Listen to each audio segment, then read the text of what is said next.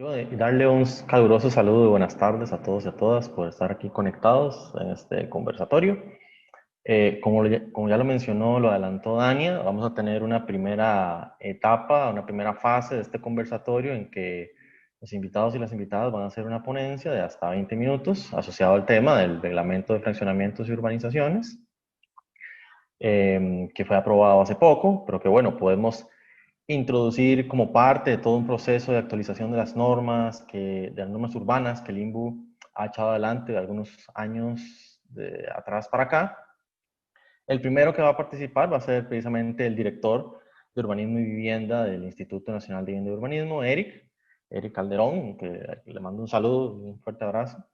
Luego le daremos la palabra a la licenciada Nayansi Valverde, que también le mando un gran abrazo, me gusta mucho verla siempre, Nayansi. Seguidamente, Oscar López de la Municipalidad de Cartago. Un saludo efusivo también, Oscar. Y por último, Miguel Cortés, representante de la Municipalidad de San Pablo de Heredia. Así que bueno, sin más preámbulo, le daría la palabra a Eric para que nos haga su exposición y recordando lo que inicialmente mencionó Helga, si tenemos consultas o preguntas, podemos irlas dejando en el chat del Zoom, podemos irlas sistematizando ahí. Y bueno, sin más, Eric, muchísimas gracias, agradecerte muchísimo la participación. Y bueno, tenés hasta 20 minutos para tu disertación. Sí, bueno, muchas gracias a las 7, a la escuela, ¿verdad? A la UCR por este espacio. Tengo una pequeña presentación, si me permiten habilitar para compartir pantalla. Igual, como mensaje, agradecer y aprovechar el espacio, ¿verdad? Para transmitir cierta información, aprovechar estos espacios, ¿verdad? Desde el INBU, se han actualizado bastantes instrumentos, ¿verdad? Ya se actualizó en el gobierno anterior todo lo que era renovación urbana, un reglamento muy necesario para todo el cuerpo de instrumentos que acompañan a la ley de planificación y sus reglamentos de vinculación en los planes reguladores. También se actualizó el reglamento de construcciones y se actualizó en este periodo el reglamento de fraccionamiento y urbanización, ¿verdad? Está recién vigente, entró a regir en septiembre, ¿verdad? Entonces estamos en toda esta etapa de aprovechar, de capacitar, de informar, ¿verdad? En este momento. Ya tengo aquí para compartir. La idea es hacer una presentación muy general del último año, de lo que ha pasado el último año en torno al reglamento de fraccionamientos, ¿verdad? Es una historia con más tiempo atrás, pero la idea es como aprovecharlo de base y después en el conversatorio poder profundizar en algunos elementos. Estamos en esta etapa en información a la ciudadanía sobre el RFU. Esto es un calendario de trabajo a partir del mes de febrero, donde hubo un periodo de una mesa de diálogo para tomar acuerdos sobre la implementación y ajustes al reglamento de fraccionamiento que fue publicado en noviembre del 2019, entraba a regir en febrero del 2020, y en diciembre, enero y febrero hubo mucha presión por parte de algunos consejos municipales, por parte de gremios, hubo cierta necesidad de aclarar algunos puntos, entonces abrió un espacio de diálogo. Hubo un proceso de información sobre los acuerdos que se tomaron en la mesa a los gobiernos locales a partir de agosto, y desde septiembre a la fecha hemos estado haciendo por medio de la Unidad de Asesoría y Capacitación del INBU, un gran saludo a la Unidad de Asesoría y Capacitación, Delio, Tania, Doña Aura, han estado en sesiones matutinas y vespertinas capacitando a los diferentes gobiernos locales en las diferentes regiones sobre el reglamento de fraccionamiento, ¿verdad? Esa es una capacitación de casi 4 horas que tienen consolidada. Después de que pasemos la capacitación a los gobiernos, con mucho gusto podemos coordinar con la escuela, con ustedes, un correo me pasa y podemos coordinar un espacio de capacitación de todo el reglamento, ¿verdad? No solo esto que voy a hacer ahorita, que es como antecedentes y como a grosso modo, ellos tienen muy bien profundizado todo el cuerpo normativo, arrancan con antecedentes, explican por qué la importancia, explican todo el cuerpo normativo, toda la primera etapa de fraccionamientos y después aclaran también toda la etapa de urbanizaciones y conjuntos residenciales. Estamos también capacitando a profesionales y dando información en general a la ciudadanía. ¿Cuáles son los beneficios de la actualización del reglamento? Que fortalece y respeta la autonomía municipal, protege la frontera agrícola y brinda seguridad alimentaria, no establece costos adicionales. Mucho del tema, el debate es que era para beneficiar el ingreso del INBU, que esto se hacía solo para ingresos, y no, ese no es el fin. El presupuesto del INBU, un 80% depende de las líneas de financiamiento, el otro 20% son de los programas habitacionales y de visados y urbanismo. Entonces no forma parte de esta expectativa. Lo que busca es garantizar la disponibilidad de servicios básicos y la dotación de áreas públicas, actualizar la norma y brindar seguridad jurídica a diferentes entes, ¿verdad? Han habido muchos casos de procesos que no han seguido la norma urbana y después hay que estar buscando mecanismos para ver cómo la dotación de servicios se puede dar, ¿verdad? Es parte de la problemática que había y que hay en varias zonas del país. Lo que se busca es proteger el medio ambiente y reducir los riesgos y permite fraccionamientos individuales dentro de áreas ya consolidadas. Este reglamento, la actualización, reordena capítulos, nomenclatura general, incorpora legislación nueva sobre la regulación ambiental, agropecuaria, temas de suelos, de hidrogeología, del INTA. Este reglamento no se actualizaba desde el 82, ¿verdad? Han pasado bastante periodo, entonces norma que ya había desarrollado, había que incorporarla a este cuerpo normativo. Se eliminan algunos artículos en desuso y se precisan los conceptos de fraccionamiento simple y con fines urbanísticos, ¿verdad? Que eso no estaba muy claro. Y la idea es un cuerpo normativo de principio a fin que habilite y que apoye a los gobiernos locales. Anteriormente, cada municipalidad aplicaba un criterio diferente sobre el número de lotes para cesión. Habían municipalidades que lo pedían con solo un fraccionamiento, otras con 4, otras con 6. Hubo un pronunciamiento de la Procuraduría, el C300, donde indica que todos los fraccionamientos frente a servidumbre urbana tienen que ser visados por INBU, ¿verdad? Esa figura tiene que ser visado previamente por INBU antes de ser visado por la municipalidad. Todos los fraccionamientos que son frente a servidumbre agrícola son de carácter agrícola y no son visados por INBU. Eso también hace aclaración este pronunciamiento. Y muchos municipios por el conocimiento no aplicaban la solicitud de cesión de área, que lo que busca es un beneficio de la comunidad. Igualmente, un mensaje que desde el INBU queremos transmitir no es que el interés del INBU es que se aplique esta norma, ¿verdad? Es una norma supletoria para las municipalidades que no tienen sus reglamentos de control urbano, ¿verdad? La idea de esto es poder dotar de insumos a las municipalidades para que aceleren su planificación, ¿verdad? Es muy difícil, eso lo hemos visto, aplicar un reglamento de alcance nacional a las diferentes condiciones de cada uno de los territorios. Por eso es clave que el Estado apoye a los gobiernos locales en darles herramientas, que todo el cuerpo normativo, reglamento de construcción, reglamento de renovación urbana, protocolo para definición de cuadrantes, delimitación de distritos urbanos, que todos esos insumos estén actualizados, permite a que los gobiernos locales puedan tener facilidad para poder acelerar su planificación. Y eso es lo que buscamos. No es que buscamos que este reglamento se use y se aplique a todas las municipalidades solo porque no tienen ellos sus propios insumos. No, la idea es que se acelere esa planificación en cada una de las municipalidades. ¿Cómo funciona? Bueno, se registran todos los proyectos ante el ATP, ¿verdad? Se envían al registro inmobiliario. Cualquier tipo de fraccionamiento se envía a la municipalidad y aquí hay responsabilidad del profesional, ¿verdad? Cuando es fraccionamiento simple, que son dentro de las áreas previamente urbanizadas o dentro de los cuadrantes urbanos, o cuando es un fraccionamiento con fin agrícola, pecuario, forestal o mixto, solo se ocupa el visado municipal. Cuando es un fraccionamiento frente a acceso excepcional para uso residencial, que era la antigua llamada servidumbre urbana, eso tiene que ser visado previamente por el INBU. Igualmente, los fraccionamientos con fines urbanísticos, que se aclara. Habían posiciones que decían que para ser un fraccionamiento con fin urbanístico era necesaria una apertura de calles, y no, eso no es así. Cuando hay una apertura de calles, eso es un proceso de urbanización y se rige la norma que se detalla en el capítulo de urbanizaciones, ¿verdad? Y conjuntos residenciales. Un fraccionamiento es, con fin urbanístico, es frente a calle, ¿verdad? No es necesaria una apertura vial. Eso es importante de aclarar, ¿verdad? Igual se mantienen los 3 pasos, hay una estandarización en la definición de fraccionamiento y lo que se busca es proteger el bienestar común. Con respecto a la actualización del reglamento, el Estado de la Nación dijo estas conclusiones con respecto a su estudio de tendencias y patrones de crecimiento urbano.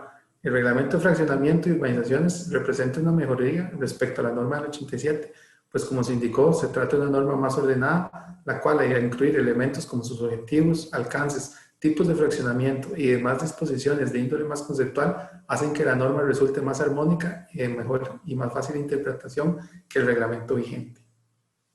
¿Qué es lo que ha pasado? Que ha habido una desactualización de norma, ¿verdad? Y había muchos portillos abiertos y no había seguimiento técnico a irregularidades que no cumplían la norma urbana. Y entonces han judicializado muchos procesos, fraccionamientos irregulares, urbanizaciones solapadas, desarrollos en zonas de riesgo, se han ido habilitando en muchas partes del territorio. Y lo que busca este reglamento es tratar de evitar esta judicialización de estos procesos. Aquí vemos algunos ejemplos, ¿verdad? Donde hay una cesión de derechos como figura para un fraccionamiento en zonas de amortiguamiento bajo otra figura, zonas donde la figura de que era excepcional, la servidumbre se usa como la norma y se usa como una vialidad, y hay notificaciones frente a esta servidumbre que no cumplían con los criterios. Son urbanizaciones que no cumplen con dotación de áreas públicas.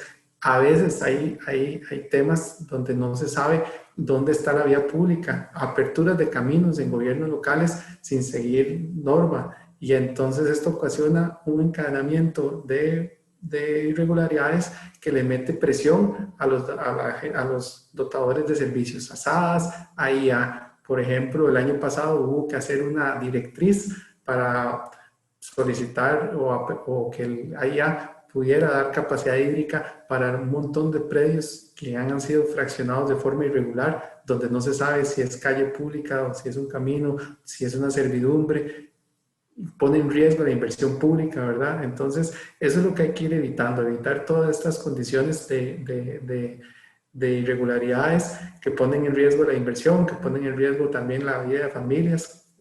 Ustedes lo pueden ver en internet, pueden poner venta de lotes baratos y van a aparecer un montón de predios que pueden ser que no tengan las condiciones adecuadas de riesgo o condiciones adecuadas de servicios, de dotaciones de áreas, y entonces vemos que ese fraccionamiento hormiga en diferentes contextos le ha dado mucha presión al crecimiento de la mancha urbana, sin un control, ¿verdad? Entonces eso es lo que buscamos evitar. Buscamos que haya mayores herramientas para facilitar la aplicación de norma urbana, aclarar algunos temas que preocupaban, como que se decía que era un nuevo reglamento, que no existió participación de sectores. Este proceso ya viene desde hace mucho tiempo atrás. Fue un reglamento que se creó en el 68, hubo una actualización en el 87.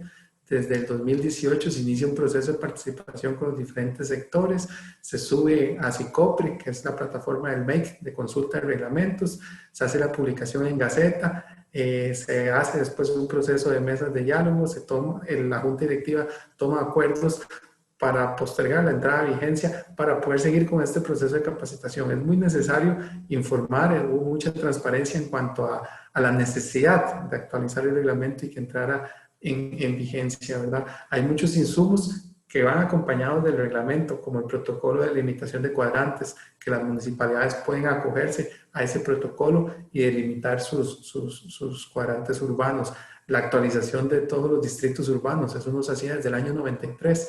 Entonces, bueno, fue un proceso interesante que ya vio luz, ¿verdad? Y ahí está para que los gobiernos locales puedan usarlo de insumo para poder tener herramientas para controlar los fraccionamientos y controlar toda la normativa. Estas son sesiones de socialización del reglamento, muchas asociaciones y grupos participaron. Hubo sesiones de trabajo casi que cada 3 semanas, desde febrero hasta agosto. Estos son los miembros que participaron. Ana Yancy nos acompaña, ella estuvo presente en varias de las sesiones, también Don Minor como representante del Colegio de Ingenieros Tecnólogos estuvo participando de las mesas de trabajo, y los temas que se conversaron en esta mesa fueron los que principalmente nos llegaron observaciones de consejos o de diferentes actores desde diciembre hasta la entrada en febrero, ¿verdad? Entonces, muchas de las consultas y muchos de los principales temas que buscaban una aclaración o un mejoramiento de la redacción de la norma es sobre estos temas, y estas son las fechas en las que se conversó. La figura de la definición del fraccionamiento con fin urbanístico y cuándo hay cesión de área pública, cuándo se puede hacer el acceso excepcional de uso residencial y la descripción de la figura. ¿Dónde se ubica esta figura de acceso excepcional? Como ven, fue la que tuvo más de sesiones, fueron casi 4 sesiones donde hubo mucha presión para ver si se habilitaba la figura de la antigua servidumbre fuera de cuadrantes urbanos o área previamente urbanizada. Eso hubo bastante presión para que se modificara, y por dicha, por el beneficio de la forma que pensamos que es lo más eficiente para el país de consolidar el desarrollo en zonas más compactas y no habilitar esta figura en zonas que no han sido previamente urbanizadas, sí hubo bastante conversación en torno a esta figura de no habilitar la figura de acceso excepcional fuera de los cuadrantes urbanos. La definición de cuadrantes urbanos, cómo era el protocolo para delimitar, cómo las municipalidades iban a hacer esa delimitación. En el transitorio también el INBU dice que tiene un periodo de 1 o 2 años para actualizar todos los cuadrantes a nivel país. Las municipalidades pueden acogerse a esa delimitación que nosotros hacemos, o ellos pueden también usar el protocolo para tener su delimitación de áreas y cuadrantes urbanos. ¿Por qué es importante la figura del cuadrante urbano? Porque dentro del cuadrante urbano es lo que el fraccionamiento se considera simple y no tiene que dotar ni ceder área pública. Y la figura de acceso excepcional es permitida.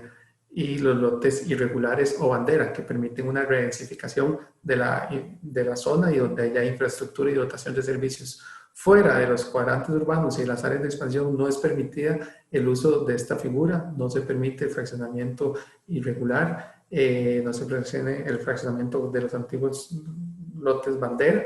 Entonces lo que buscamos es consolidar en las zonas previamente urbanizadas la mayor cantidad de servicios y la mayor cantidad de fraccionamientos en esta zona. Mucho del debate que hubo con municipios era que ellos pensaban que no había que tener un control a la forma del fraccionamiento, que ellos han crecido de forma lineal por todo el territorio y que nosotros desde el gobierno no podíamos imponer una forma de urbanizar, digamos, en las zonas con servicios o en las zonas previamente urbanizadas o de concentración de equipamiento. Eso es muy importante y es casi que lo clave de este reglamento. Lo que busca es evitar esa dispersión de fraccionamientos de forma lineal. Eso es muy caro para el país, llevar servicios, las acometidas de agua, todo el tema de desfogues pluviales, el equipamiento, la vivienda, la educación, ¿verdad? Entonces tenemos que hacer desarrollos territoriales de forma más eficiente, y en sí es lo que esto busca, ¿verdad? Es un insumo para que los gobiernos locales puedan acelerar sus planificaciones, sus reglamentos, y que tengan esto como base para ver cómo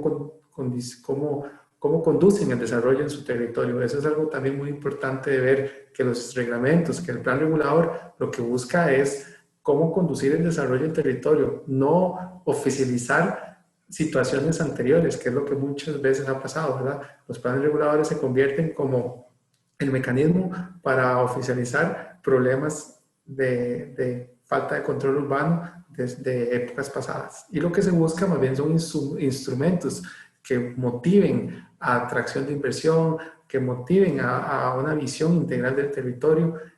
Aquí nos acompaña de la Municipalidad de San Pablo, ¿verdad? Que está en este proceso de cierre de su etapa de plan regulador, con un instrumento muy de acuerdo a los tiempos, y eso es lo que uno buscaría en los planes reguladores, que sean mecanismos para acelerar el desarrollo territorial y no que busquen oficializar errores anteriores. El tema de las parcelas agrícolas, la servidumbre agrícola, la dimensión mínima de las parcelas, eso fue un tema también que hubo que vincular al sector agrícola, y las cámaras de agricultura estaban muy opuestos a que la parcela mínima fuera del decreto de la GAM fuera de 10.000 metros cuadrados, querían que se mantuviera los 5.000 metros cuadrados que estaban en el reglamento del 87, y en la actualización se volvió a esa medida, ¿verdad? Eso es un tema también paralelo que es importante, todo el tema agrícola, todo el tema de relación con las cámaras.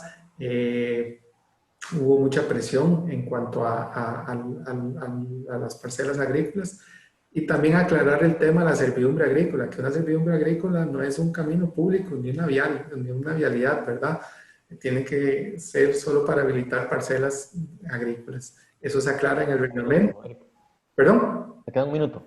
Ok, y hubo bastantes temas de relación con el registro inmobiliario de la propiedad, que eso es un tema importante, ¿verdad? La ley de catastros y el reglamento vinculado a catastros, que depende de justicia, hay unos artículos que hay que vincularlos con el reglamento de fraccionamiento, y por ende es necesario una actualización del reglamento de catastro para poder usar esta figura del reglamento de fraccionamientos con mayor peso. Lo que se acordó fue la definición de artículos 6, 19, 21 y 21 bis sobre los fraccionamientos con fines urbanísticos. Se actualizó temas de lotes con frente menor a la norma, los antiguos lotes bandera. Se permiten 4 al interno de los predios. La dimensión mínima de las parcelas agrícolas, hubo un ajuste. Luego el trabajo de la mesa, como les decía, pasó de 10.000 a 5.000 fuera de la GAM. Dentro de la GAM se mantienen con los 7.000. El acceso por servidumbre de parcelas agrícolas, el tema de mejoras a media calle, que antes era obligatorio, ahora las municipalidades pueden decidir si se le obliga al fraccionador para que haga las inversiones en mejora de media de la calle, la figura del acceso excepcional, su ubicación, y se hicieron diferentes ajustes en las definiciones del registro.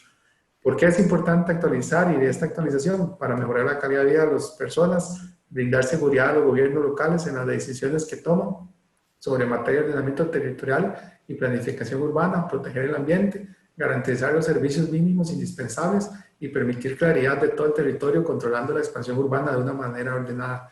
Lo que yo creo de aquí es algo muy importante, fue la actualización de los distritos, la actualización de protocolos de cuadrantes urbanos.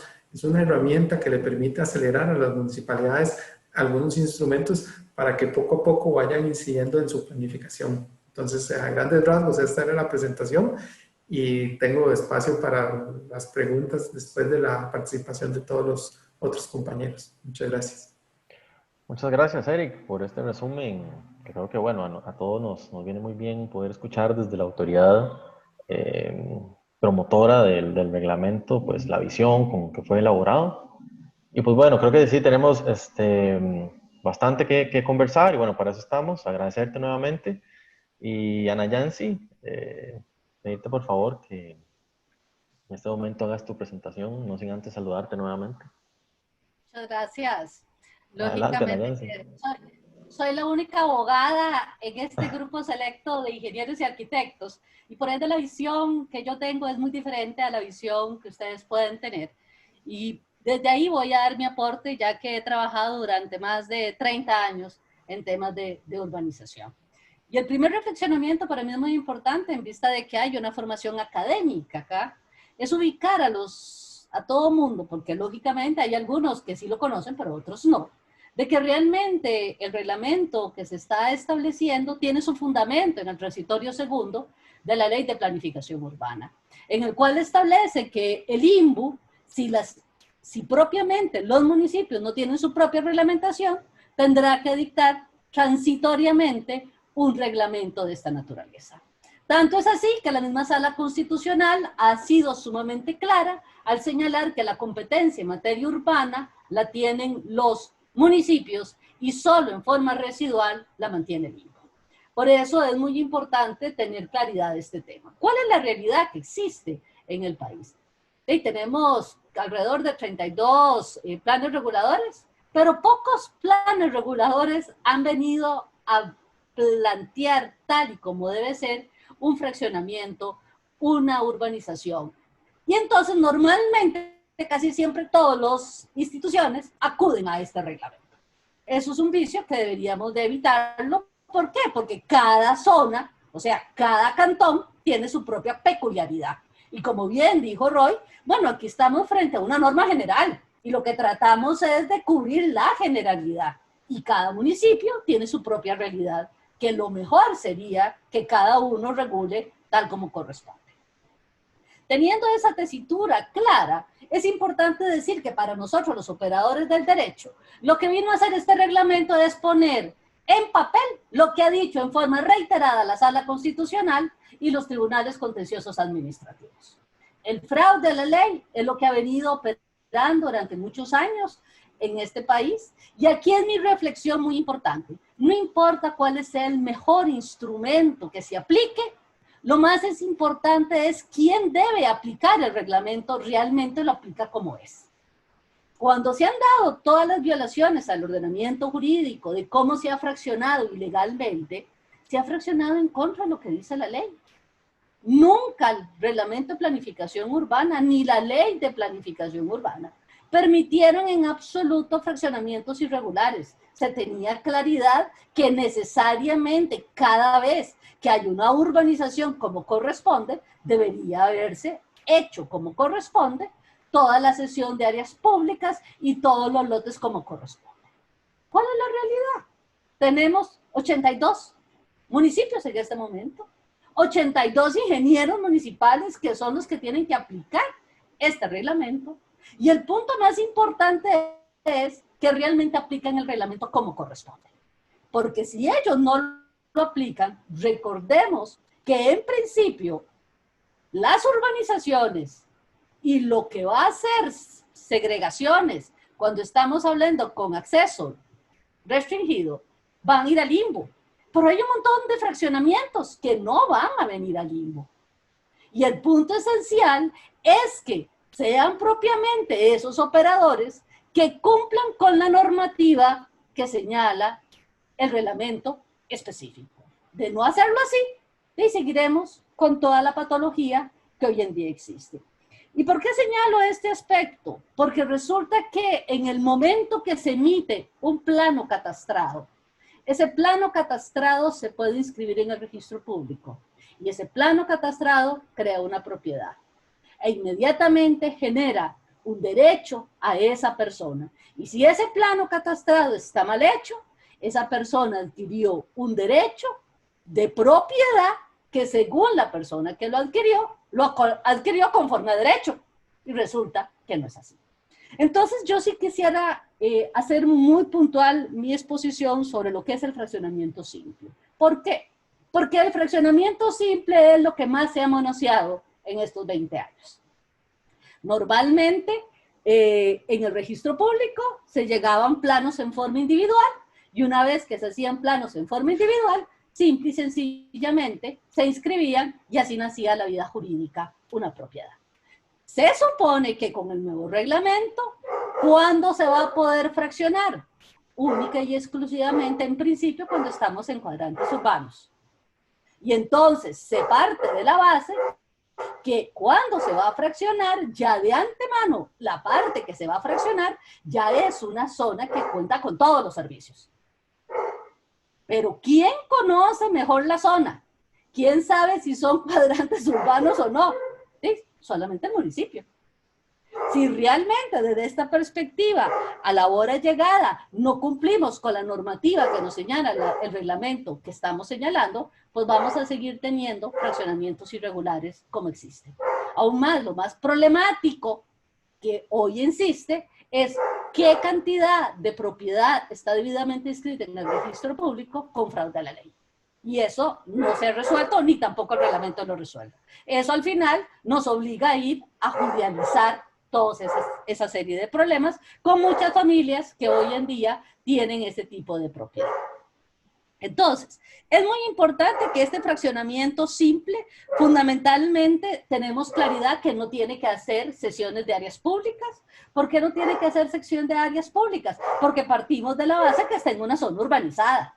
Y partimos de la base que en esa zona urbanizada ya están todas las áreas públicas y están todos los servicios.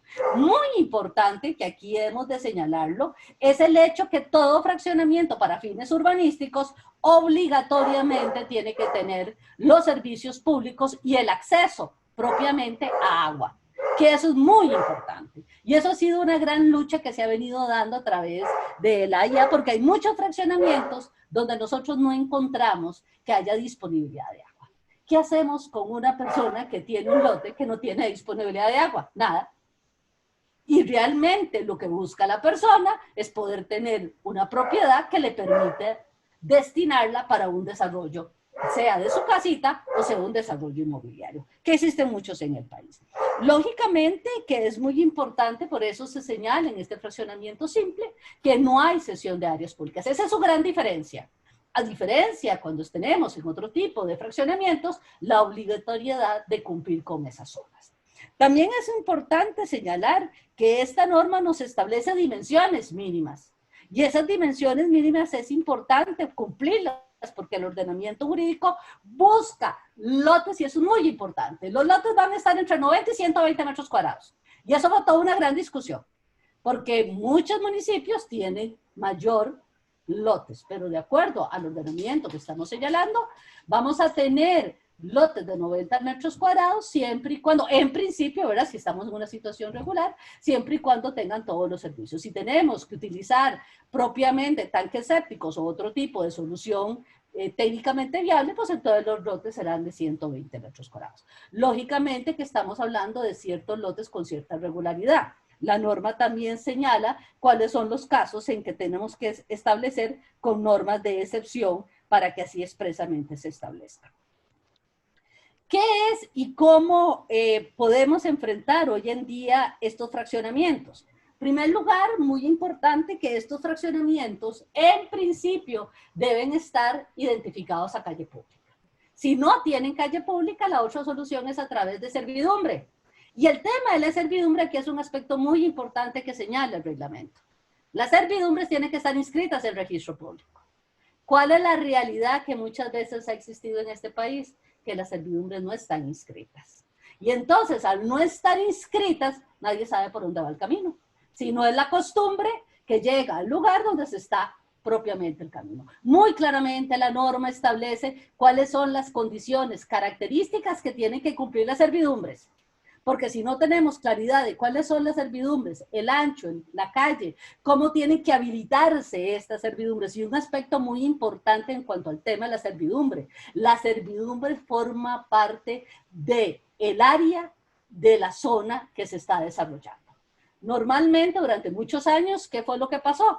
Que resulta que la servidumbre no se contabilizaba dentro de esas zonas que se estaban habilitando para hacer este desarrollo de proyectos.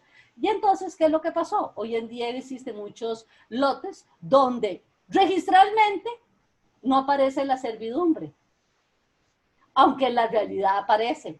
Pero resulta que cuando uno va a sitio, no, o sea, está la servidumbre, pero en el registro público no está inscrita. ¿Y qué han hecho la mayoría de los abogados? Y eso es un problema, porque se han cancelado esas servidumbres y por lo tanto hoy en día tendríamos fondos enclavados. ¿Resolver el tema? Vean, eso va a ser toda una gran problemática porque a la hora llegada hemos hecho esto. Por eso ya les digo, es muy importante que realmente los operadores de las municipalidades expresamente sean ellos los que garanticen que este reglamento se aplique. Porque esto es igual en todo el ordenamiento jurídico. Quien tiene el instrumento tiene que aplicarlo correctamente. Si no lo aplica correctamente, se ha dado un fraude a la ley y vamos a tener toda la serie de problemáticas que hemos establecido. También es importante señalar que dentro del ordenamiento jurídico, cuando estamos en estos fraccionamientos simples, no se requiere visado municipal.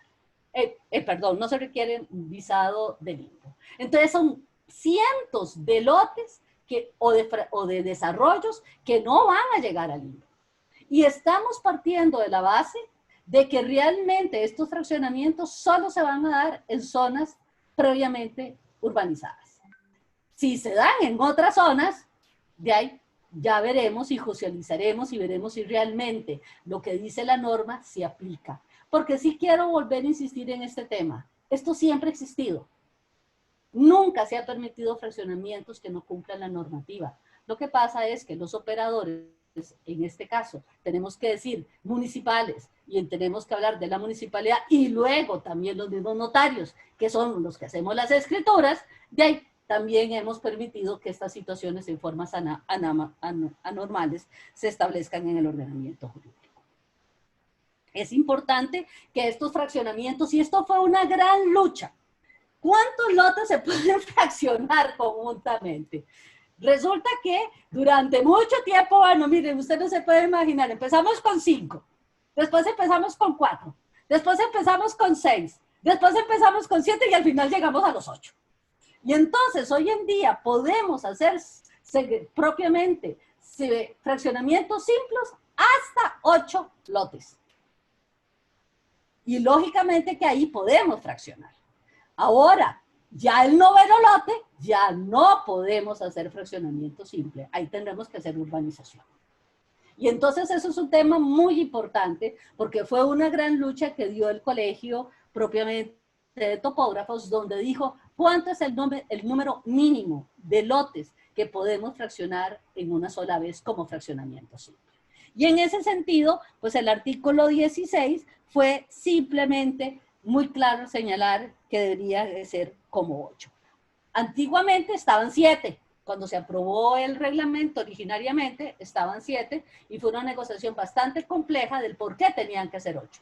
Los técnicos en ese momento explicaron que a nivel internacional se aplicaban 8. Yo ahí simplemente digo, bueno, son los técnicos los que conocen esa materia y hoy en día en Costa Rica, a partir de septiembre de este año, se van a poder hacer fraccionamientos simples cuando dé el resultado de 8 lotes. ¿Qué significa? 4 lotes, o sea, cuando estamos hablando de este tipo, no son 8 lotes frente a calle pública, sino 8 lotes, 4 al frente y 4 atrás. Lógicamente que cuando estamos hablando de que esos lotes van a tener 4 atrás, ¿cómo se van a poder tener acceso? Van a tener que tener acceso, ya sea por un acceso excepcional o a través de una servidumbre según corresponda, ¿verdad? Entonces son aspectos importantes que realmente es importante tenerlo claro. Es importante también tener claridad de que cuando tenemos más de 8 lotes, lógicamente tendríamos que hablar de fraccionamiento con fines urbanísticos. Y entonces ahí sí obligatoriamente el ordenamiento jurídico ya nos obliga no solamente ir a la municipalidad, sino obligatoriamente nos obliga a ir al limbo. O sea, cuando estamos hablando para fines urbanísticos, más de 8 lotes, tenemos que ir al limbo y cumplir con toda la normativa que señala el limbo.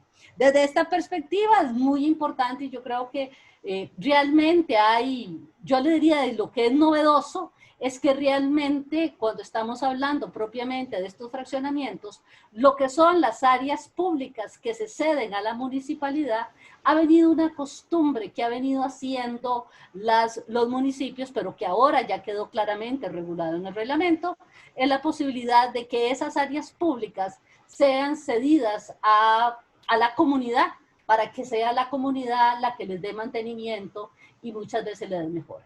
Muchas veces, por ejemplo, lo que se llaman las facilidades comunales, es muy dado que las familias de escasos recursos sean las que construyan la edificación y le den mantenimiento a esa edificación. Pero lógicamente, ¿cómo lo pueden hacer? Siempre y cuando que el municipio les dé la autorización, porque recordemos que estas áreas públicas se traspasan propiamente al municipio a través de escritura pública una vez que el desarrollador desea fraccionar como corresponde y entonces obligatoriamente tiene que hacer esta cesión de áreas públicas. También es importante hacer referencia que estos convenios quedó sumamente amplio, porque antiguamente solamente se estaba permitiendo asociaciones de desarrollo de la comunidad, y de acuerdo al artículo 25 bis, lo que se estableció es que cualquier persona física o entidad jurídica que tenga el interés de beneficiar a la comunidad puede perfectamente tener uso de esto. Entonces, lógicamente, podríamos tener cosas muy interesantes del sector privado, no necesariamente de lo que serían las ONGs, como se conocen realmente en el país, sino propiamente empresas que les podría estar interesando que ciertas zonas cercas de su área de influencia tengan un beneficio no solamente para ellos, sino para la comunidad. Y hay algunas empresas que tienen esa situación y esa peculiaridad y que es importante retomarlo en ese sentido. Lógicamente que para que eso sea posible, tiene que haber un convenio y tiene que ser aprobado por el Consejo Municipal para poder hacer este uso de estas áreas como corresponde. También es importante que perfectamente las excepciones y aquí es algo bien interesante porque esto fue otra discusión muy importante que fue el artículo 21 bis de la cesión de áreas públicas y el visado de fraccionamiento, cuando se establece con lotes menores a 7 metros y resulta que el monto total de la cabida era menos a 900 metros. Y entonces, desde ese punto de vista, es muy importante que cuando tenemos estas condiciones, o sea, podríamos tener 7 lotes y resulta que sumados no nos da la cabida correspondiente y entonces también la ley establece o el reglamento establece la posibilidad de no ceder las áreas públicas en estos casos específicos. Pero lógicamente son situaciones muy, muy excepcionales que deberían ser analizadas no solamente por el municipio, sino aquí fundamentalmente tienen que ser analizadas también por el INGU para establecer estas excepciones que expresamente señala el ordenamiento jurídico. Ana Yancy, te queda un minuto. Ya me queda un minuto. Uy, Sí. perdón, no me di cuenta. Que te emocionas. Entonces, ¿qué es lo que podemos llegar y decir sobre la ley de este nuevo reglamento? Yo lo que quiero decirles es que para mí, como operadora del derecho, el mismo está reflejando lo que dice la jurisprudencia de los tribunales. Jurisprudencia que lamentablemente ha sido desconocida tanto a nivel de los operadores y creo que realmente con esta nueva normativa donde los operadores no pueden decir no lo conozco, porque muchas veces cuando, aunque nuestro artículo 129, párrafo segundo de nuestra Constitución Política dice que nadie puede desconocer la ley, pues ni yo que soy abogada conozco todo el ordenamiento jurídico, ¿verdad? Pero cuando la norma es clara, es precisa, es puntual, como en este momento, como ha señalado con los fraccionamientos simples, creo yo que los operadores van a evitar, desde un punto de vista, partiendo de la buena fe, cometer errores. Porque lógicamente yo voy a partir de la base que esos operadores que han hecho esos fraccionamientos lo han hecho de buena fe. No vamos a decir que es de otra naturaleza porque no sería correcto.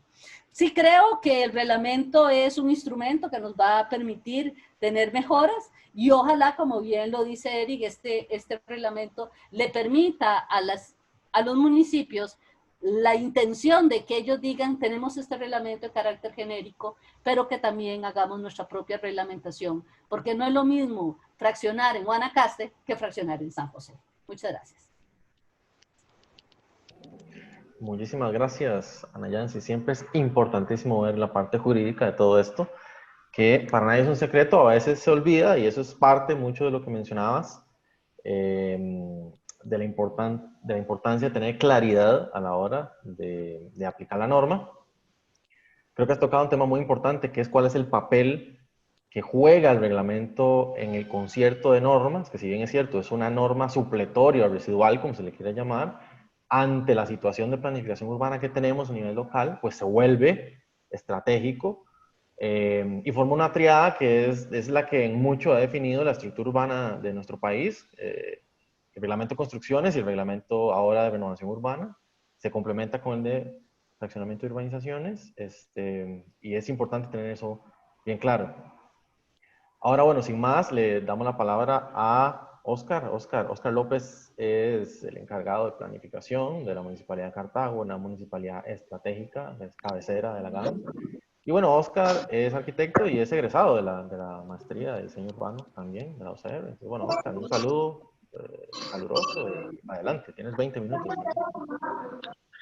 Muchas gracias, Roy. Igual un saludo y a todos los que estamos aquí hoy reunidos con este tema. Creo que a todos nos interesa.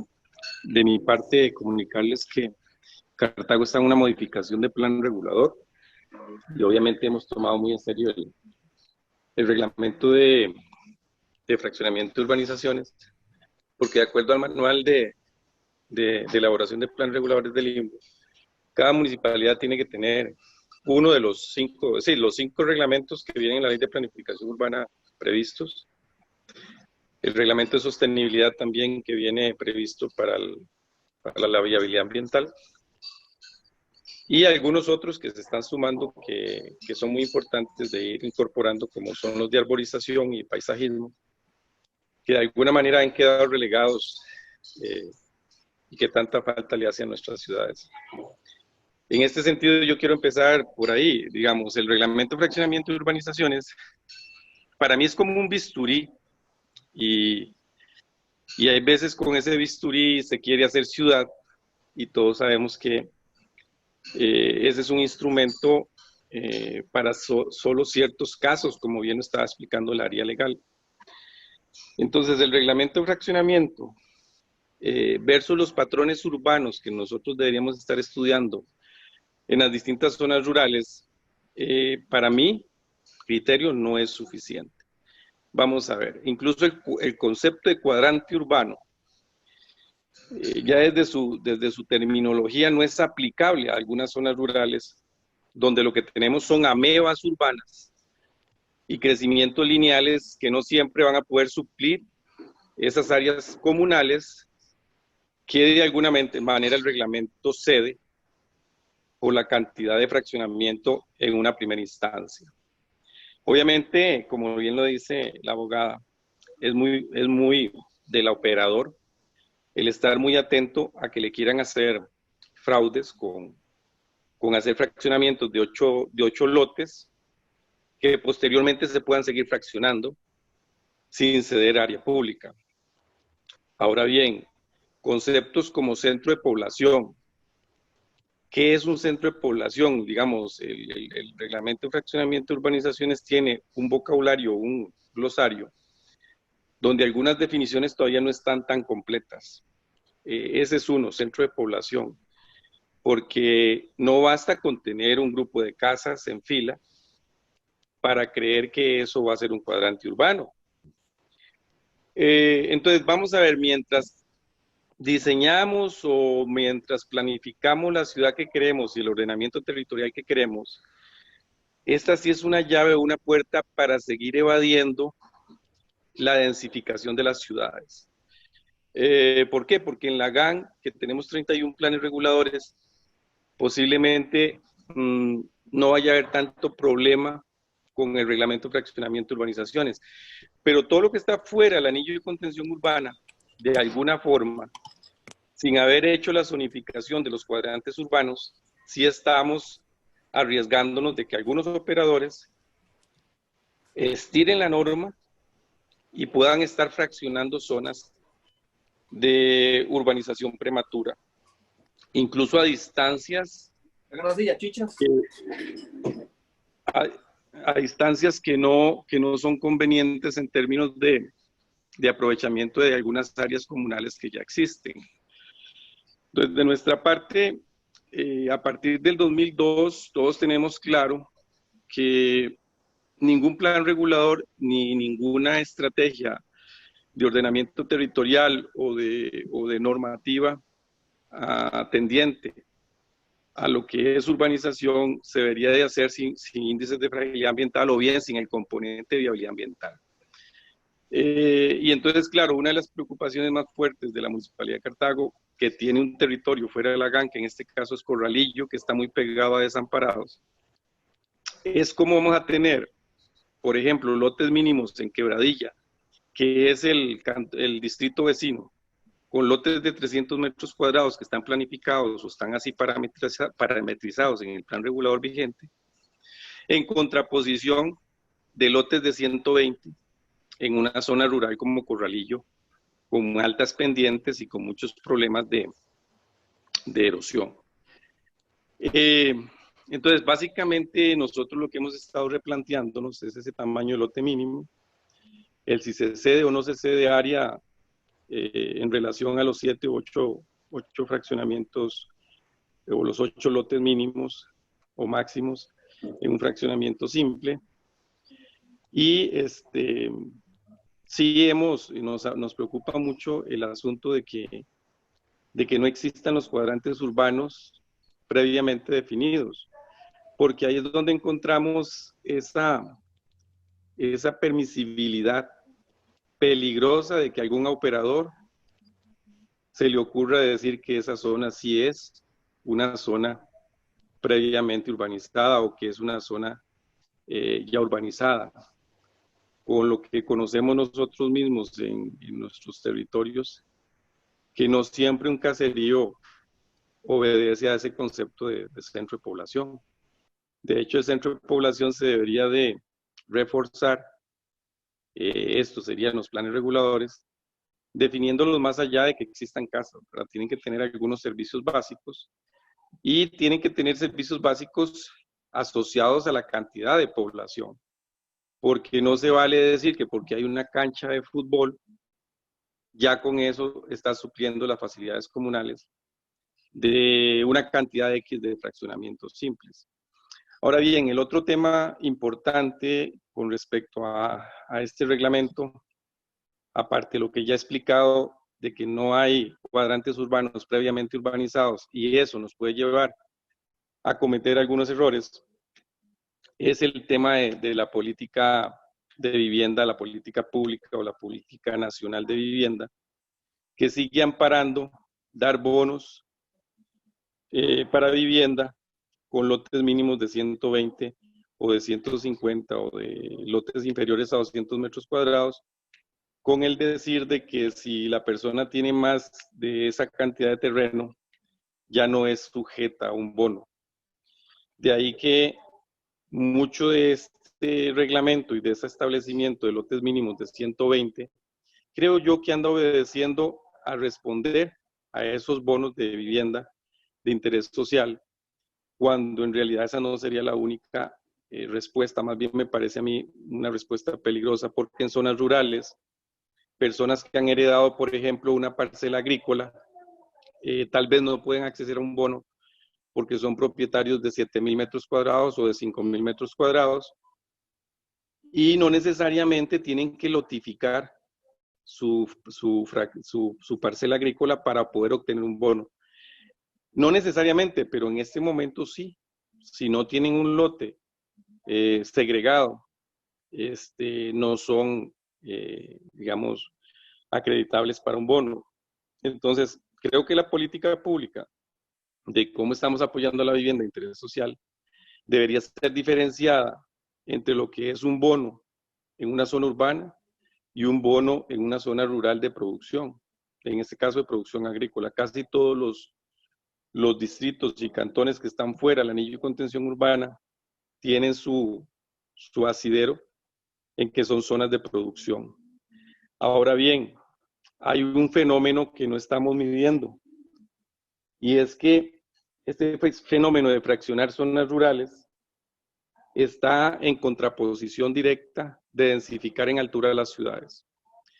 Por ejemplo, ahora que estamos con el proyecto Tren, que va a enlazar desde Alajuela hasta Paraíso de Cartago, en la mesa multinivel hemos estado hablando de densificar a 1 kilómetro de ancho de la línea del tren todas nuestras ciudades para poder potenciar la verticalidad y revalorizar el suelo.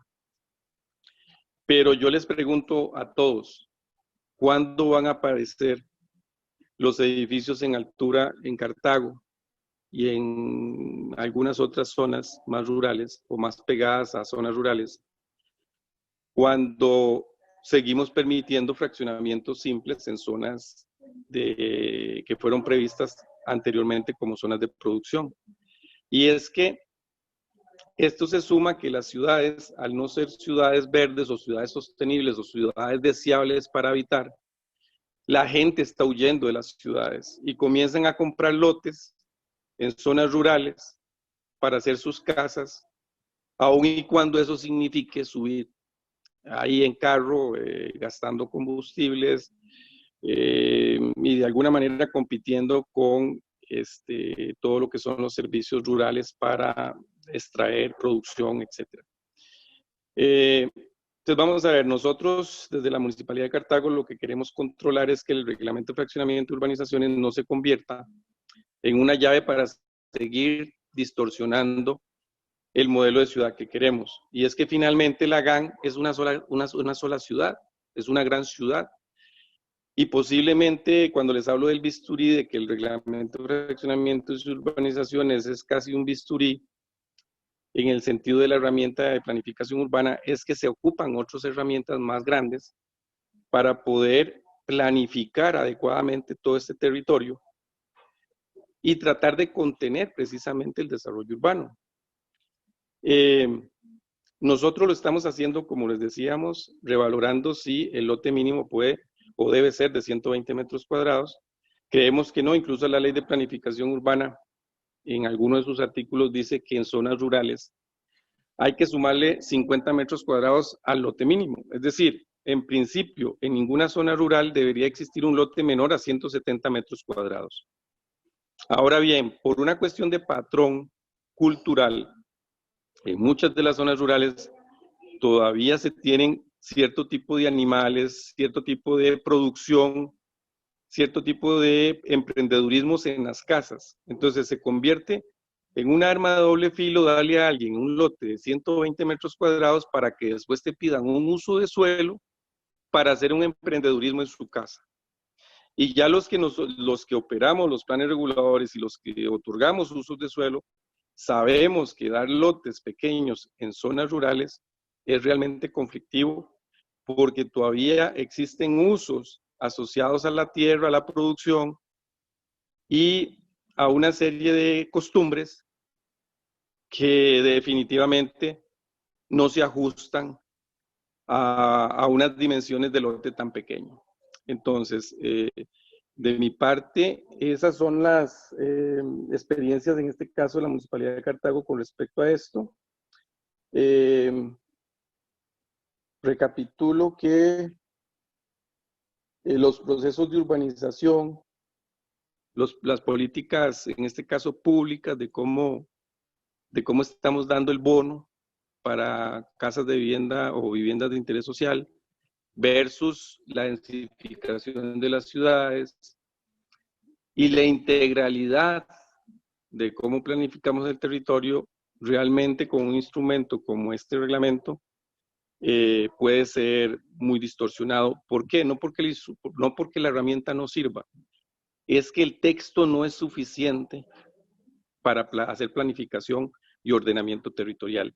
Y claro, al tener casi que se puede decir más como el 80% de municipalidades sin plan regulador, lo que yo diría que es muy urgente es ayudarle a todas las municipalidades, ya sea a través del IFAN y el INBU, a tener sus propios planes reguladores, porque si los dejamos a cada municipalidad hacer el suyo, en este momento con los requisitos que eso conlleva, la tiene muy difícil y muy cuesta arriba. Creo que son algunas municipalidades las que ya han dado los primeros pasos para tener sus planes reguladores, pero vamos detrás de una regla que de alguna manera podría hacernos una contrariedad en términos de ordenamiento territorial y cómo estamos concibiendo nuestras ciudades.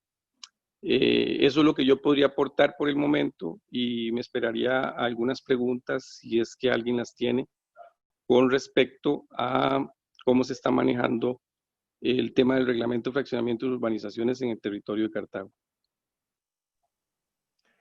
Muchísimas gracias, Oscar. Creo que has tocado un punto medular en todo esto, que es que mientras exista un modelo de negocio atractivo en la urbanización de suelo en verde, pues la densificación y las ciudades compactas pues va a ser más difícil. de poder implementar. Ese es un gran reto, que desde luego no es responsabilidad o resorte solo de este reglamento, pero sí es, digamos que una visión que debe tenerse clara a la hora de establecer normas de este tipo.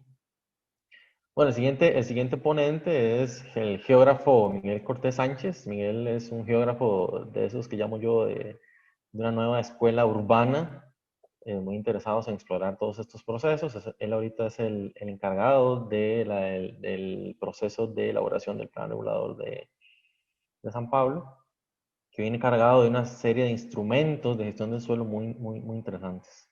Miguel, bueno, agradecerte por tu presencia y al igual que el resto de ponentes, tienes 20 minutos para hacer tu disertación. Muchas gracias, Miguel. Adelante.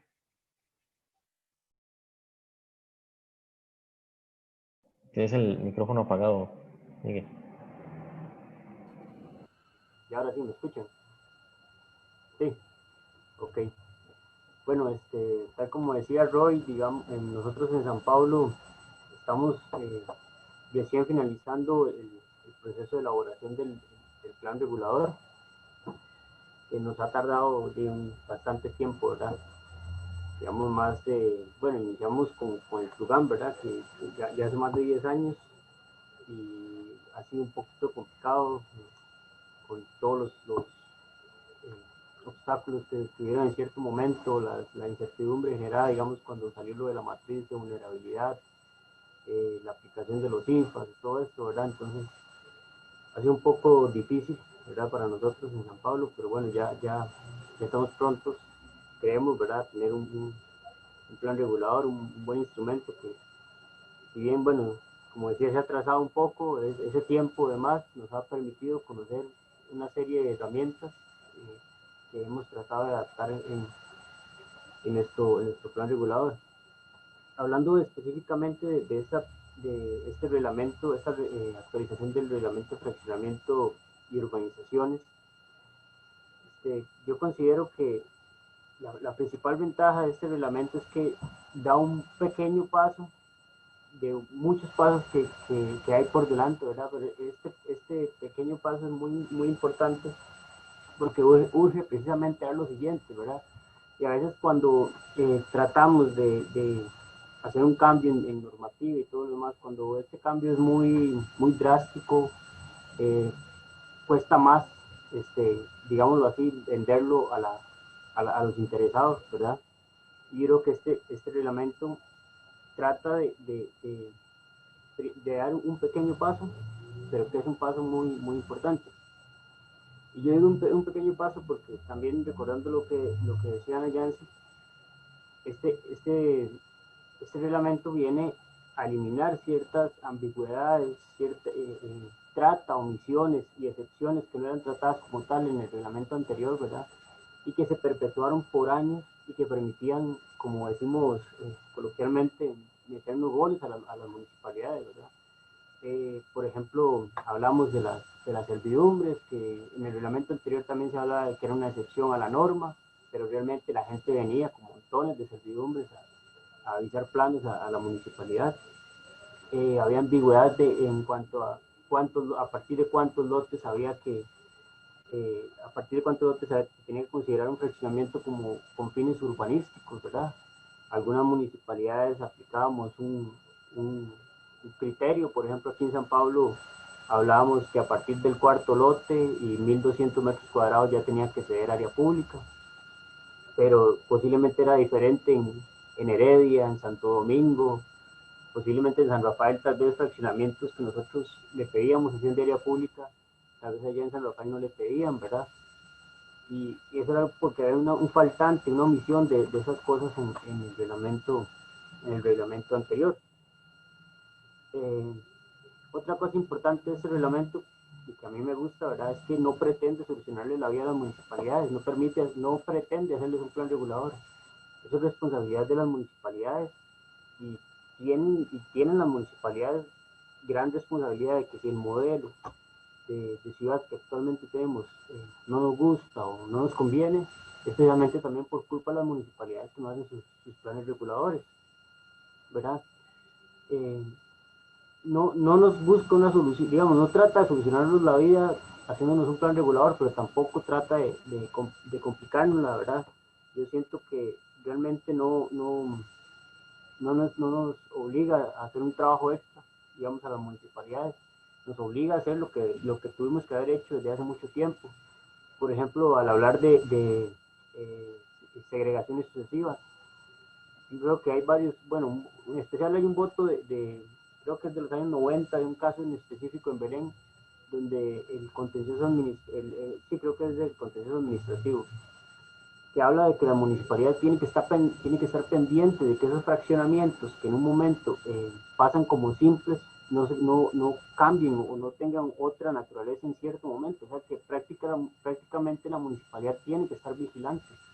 Y nosotros en San Pablo siempre lo hemos entendido así, y yo creo que esto lo reafirma el reglamento actual, ¿verdad? Otra cosa es que el reglamento abre la puerta a esbozar en el territorio conceptos que siempre han estado ahí muy ambiguos, ¿verdad? Cuadrante urbano, área previamente urbanizada. Todavía yo creo que los criterios que se utilizan para definir estos términos se pueden mejorar, pero abre la oportunidad de que lo podamos plasmar en un mapa. Teniendo las municipalidades que el 80% o más de sus decisiones tienen que ver con el territorio, es obvio que usemos un mapa para definir estos cuadrantes urbanos, estas áreas previamente urbanizadas. De hecho, bueno, nosotros en San Pablo, en la propuesta que estamos haciendo en el plan regulador, esto es lo primero que hacemos, y les estoy hablando que esto lo venimos planteando desde el 2017, que se inició con la segunda versión, digamos, de propuesta del plan regulador, y ya nosotros lo veíamos como una necesidad, y no es tal vez algo que es propio, digamos, o que se inventan en San Pablo, se inventan en el Limbo, una cuestión así lo hacen en Colombia, ¿verdad? Lo primero que hacen es definir cuál es el suelo urbanizable, cuál es el suelo que ya está consolidado, cuál es el suelo de expansión, ¿verdad? Y hablo de Colombia porque Colombia es quizás el país latinoamericano que más nos sirve como referencia para entender cómo manejar nuestras ciudades, nuestras áreas urbanas.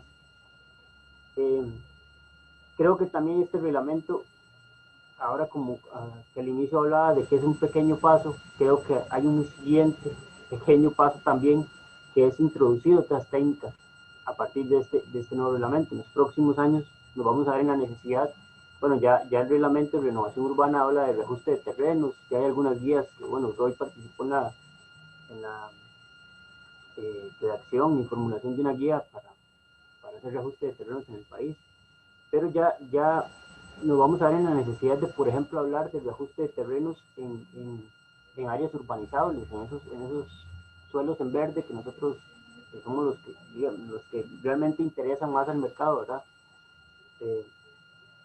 Este reglamento creo que abre la posibilidad para que en cierto momento ya empecemos a hablar de estos temas y que puedan ser una realidad para que sean usados por las municipalidades, tal vez no usados sino promovidos entre los administrados, ¿verdad?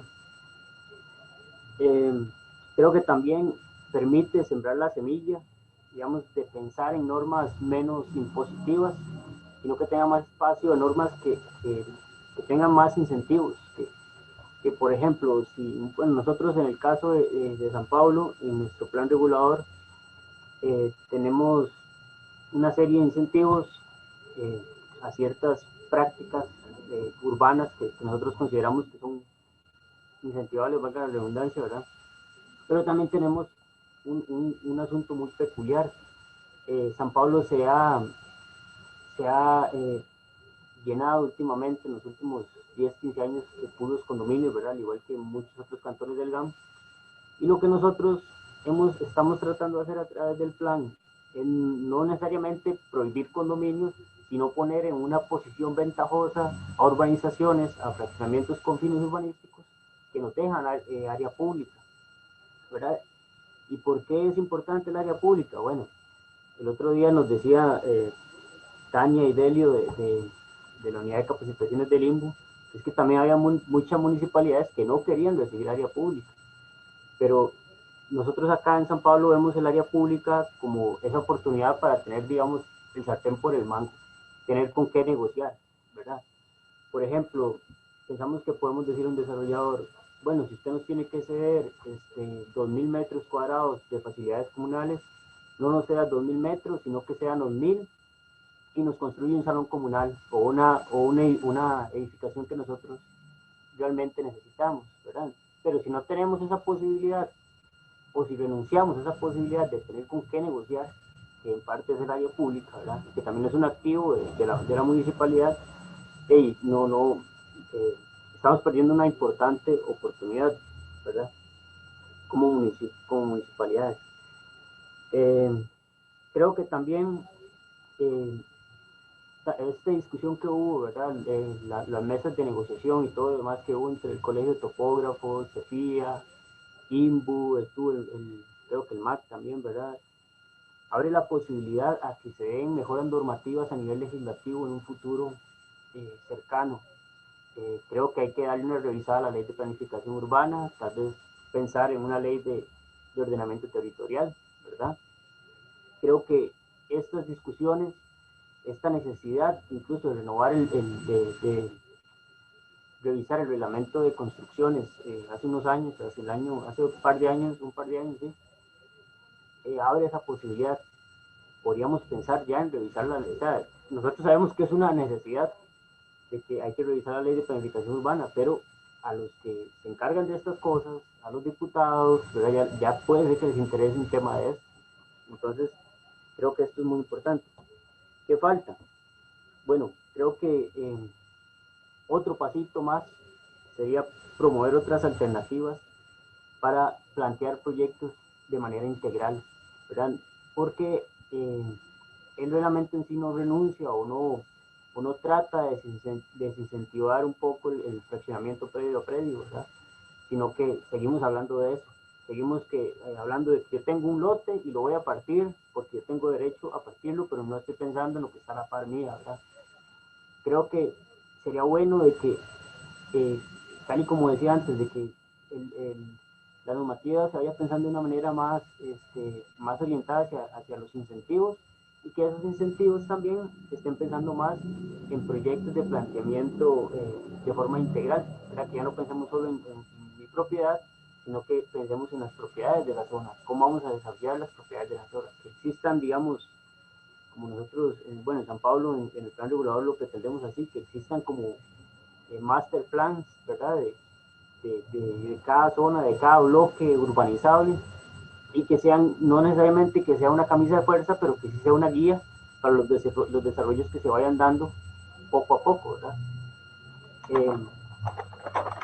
Creo que hay algunos retos también, ¿verdad? Que las municipalidades, esto siempre lo digo cada vez que intervengo en una actividad de este tipo, ¿verdad? Que las municipalidades realmente se sientan como gestoras de su territorio, que vean en la sesión de área pública una oportunidad. No es que si las municipalidades quieren o no pedir área pública, ¿verdad? Es que les tienen que pedir área pública porque así está en la ley de planificación urbana. Que aprendamos a usarla, que veamos en esto un potencial. Que es muy importante, otra cosa que a mí me parece muy importante, es que realmente le pongamos el ojo a estas segregaciones sucesivas.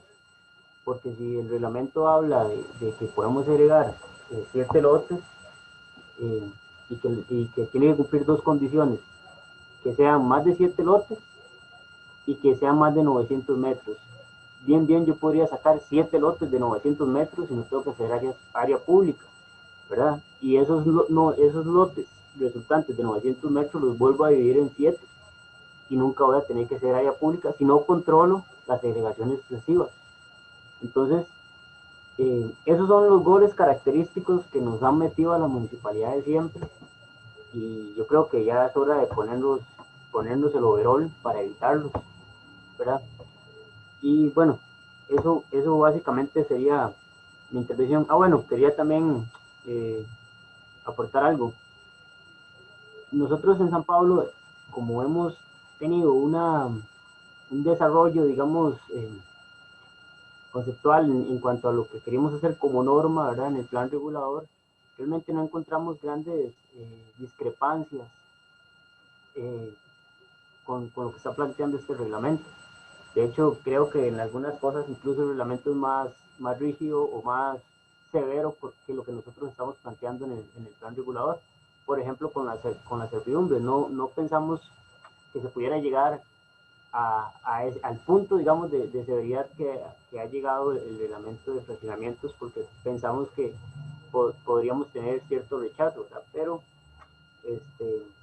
son cosas que nosotros consideramos que realmente se pueden revisar, ¿verdad? En nuestro plan regulador, y creemos que también hay otras que tenemos la justificación técnica para plantearle al INBU una cuestión diferente a lo que se está haciendo en el reglamento. Y hay que decir también que en el propio artículo 2 del reglamento habla de esa posibilidad, ¿verdad? De que las municipalidades puedan complementar sus planes reguladores con el reglamento, y no necesariamente es que tienen que cumplirlo estrictamente, ¿verdad? Pero bueno, ya esa sería mi intervención. Miguel, muchísimas gracias. Y bueno, extender el agradecimiento también a Eric, a Nayansi, a Oscar, desde luego. Quiero recordarle a todos y a todas que tenemos la oportunidad de dejar nuestros comentarios, nuestras consultas en el chat. Yo me voy a permitir hacer una recapitulación rápida de lo que los expositores han hablado. Bueno, en primera instancia, Eric Calderón nos habló un poco de todo el camino y el proceso que fue la construcción de este nuevo reglamento, que forma parte de una iniciativa que el INBU viene impulsando desde hace ya algunos años por remozar nuestras normas urbanas, y que bueno, que ha sido un proceso complejo, que ha sido un proceso que llevó una importante cantidad de mesas de diálogo, y que a partir de septiembre de este año pues dio a luz la que es la nueva versión del reglamento, que digamos que viene a clarificar muchos aspectos que no quedaban muy claros en la versión que estaba vigente desde los 80, imagínense ustedes, o sea, es un cambio importante. Lo mismo sucedió, por ejemplo, con reglamento de construcciones e inclusive con el reglamento de renovación urbana, que no había reglamento de renovación urbana hasta que el INBU lo hizo. Y bueno, nos habló un poco acerca de ese proceso y de lo que se considera son las bondades de esta nueva propuesta. Ana Yancy Valverde nos habló de una manera muy necesaria de cuál es el papel y cuál es el papel en el marco jurídico de estas normas. Nos recuerda o nos recordó que el INBU tiene la potestad de hacer norma de carácter supletorio o residual en tanto y cuanto no exista norma local aprobada, y eso es una potestad que le da el transitorio segundo de la Ley de Planificación Urbana, que es del 69, y que es importantísimo la aplicación de la norma por parte de los operadores, ya sea locales o el que sea encomendado para la tarea. El INBU, desde luego, también tiene la potestad de velar por el interés regional, y esto, desde luego, también abarca el aspecto urbano. Oscar, entrando ya en la dimensión local, nos pone el ejemplo de Corralillo, y que efectivamente puede haber para los cantones que tienen zonas no urbanas, pero que están sujetas a la presión del crecimiento urbano, portillos o puertas aún abiertas, que en conjunción con la política de vivienda, que tradicionalmente ha sido una política, digamos que de incorporación de suelo verde a la mancha urbana, puede ser complejo y peligroso para algunas zonas, y por el contrario, este tipo de modelo de negocio, mientras siga siendo más rentable que la renovación urbana y la regeneración urbana, pues pone muy espinoso el camino para implementar procesos de, por ejemplo, desarrollo urbano orientado al transporte. O sea, ahí toca un tema ya de la concepción de la norma, de qué estamos pensando cuando hacemos la norma. Y Miguel, cerrando la ronda de intervenciones, pues toca un tema medular que yo se lo quiero preguntar a Eric justo después de que termine esta introducción, es la necesidad de reivindicar el proceso de urbanización. Porque como ustedes sabrán, nuestra ley de planificación urbana básicamente establece dos instrumentos para la creación de ciudad o para la transformación de ciudad. Uno que es la urbanización, o sea, los procesos de urbanización, los procesos de fraccionamiento con sus diferentes manifestaciones. Podemos hablar de un tercer instrumento de transformación del suelo, que es la renovación urbana, que estamos hablando de tomar un suelo ya impactado y desde luego darle otra dimensión a través de instrumentos de renovación urbana. Y bueno, también Miguel reivindica la necesidad de tener normas menos rígidas, menos impositivas para dar pie a una evolución normativa asociada más al consenso, al incentivo y al impulso de algún modelo urbano, ya sea regional o local, establecido por parte de los operadores urbanos. Entonces, bueno, pasamos directamente a una ronda de consultas, de preguntas. Les vuelvo a reiterar que podemos dejar nuestros comentarios, nuestras consultas en el chat. Yo quisiera empezar con una pregunta para Eric, precisamente asociada a esto último que tocó Miguel. Miguel lo menciona de una manera muy clara, y basta con ver las estadísticas, el proceso de urbanización. Y cuando hablo del proceso de urbanización, hablo del proceso de creación de entorno urbano, literalmente, o sea, con cesión de área pública, con amanzanamiento, con conectividad vial, ha perdido totalmente el terreno ante el proceso de urbanización cerrada, porque el condominio es una condición de tenencia, no es un instrumento de transformación del suelo.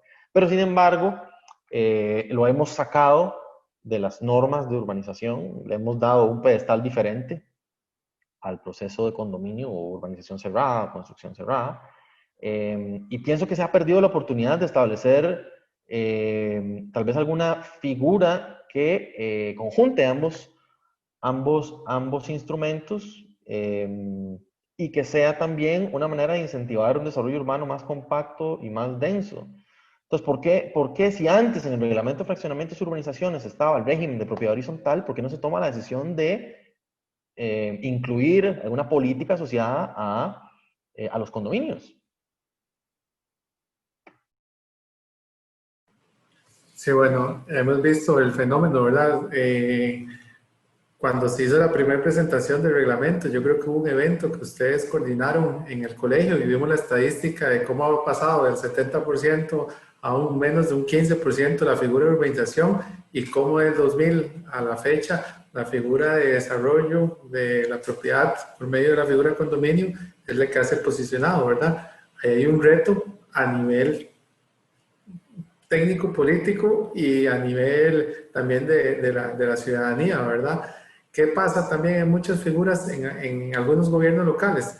Que a veces motivan más bien a desarrollar la figura de condominio, a no desarrollar la figura de urbanización. Porque no, yo no quiero recibir esas áreas públicas, yo no quiero recibir esas calles, me compromete a darle mantenimiento a esa vialidad. Y entonces a veces yo he llegado como técnico profesional a plantear un desarrollo de una apertura vial de dotación de áreas públicas a un gobierno local y me han dicho, no, mejor desarrollelo bajo la figura de condominio y no sea esa área porque no podemos darle mantenimiento, no la vamos a recibir.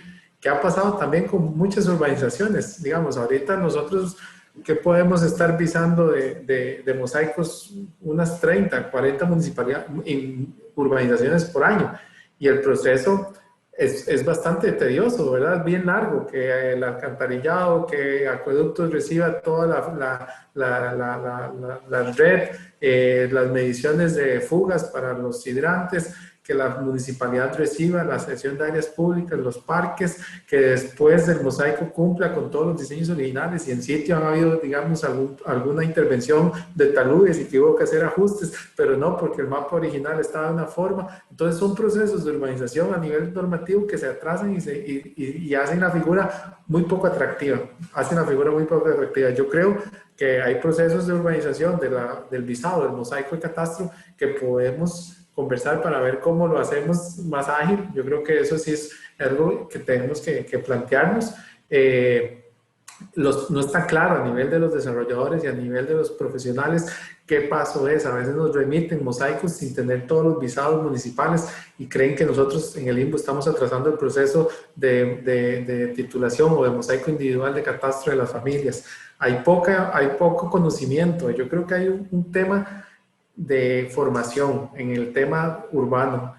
Nosotros nos especializamos, tenemos un posgrado en ciudad o proyecto urbano o ordenamiento territorial, pero yo veo la necesidad de hacer un grado de manejo de temas de urbanismo, un grado de urbanismo y hasta un técnico en temas urbanos para poder dar apoyo a los gobiernos locales. Yo siento que hace falta una figura de un técnico que conozca toda la normativa urbana y apoye a los gobiernos locales, a como los topógrafos también ayudan y están insertados en temas de temas de control y de uso urbano. Yo siento que hay un nicho que ocupamos llenar, que es lo de la norma urbana, facilitar técnicos y normativa urbana que puedan incidir en tomas de decisiones y en temas de injerencia a nivel de aplicación de norma. Yo no creo en una ley de ordenamiento territorial, yo no creo en hacer otra a nivel de ley. Yo creo que podemos vincular más a nivel de instrumentos. ¿Qué pasa? El único plan regional que hay es el plan GAM 1330. A nivel de todos los 60 años solo ha sido el único plan regional. Ahorita estamos haciendo el plan regional Chorotega y el plan regional Huetar Norte. De ahí pueden salir insumos interesantes para que los gobiernos aceleren sus instrumentos de planificación. En los instrumentos es donde se vincula todas las capas de las zonas silvestres protegidas, corredores biológicos, tendencias de crecimiento. Yo creo más en la figura de instrumentos de la escala regional. El plan GAM habilita una figura de planificación intermunicipal que antes no estaba. Y yo creo que a nivel regional podemos incidir de esa forma. Planificación intermunicipal entre Upala, Guatuso, Los Chiles y San Carlos, que puedan planificar de una escala más puntual que la regional que nosotros podamos dotar y a partir de ahí acelerar sus instrumentos de planificación. Yo siento que ahí es donde podemos incidir como país, facilitar insumos para que las municipalidades aceleren esos instrumentos. Sería lindísimo que el gobierno pueda tener variables regionales ambientales que las municipalidades puedan disminuir a la misma escala de su plan regulador y eso abarata los costos. Ocupamos abaratar los costos de la planificación. Ocupamos que las municipalidades puedan tener muchas herramientas, que se metan al SNIP, que bajen todas las capas, que puedan generar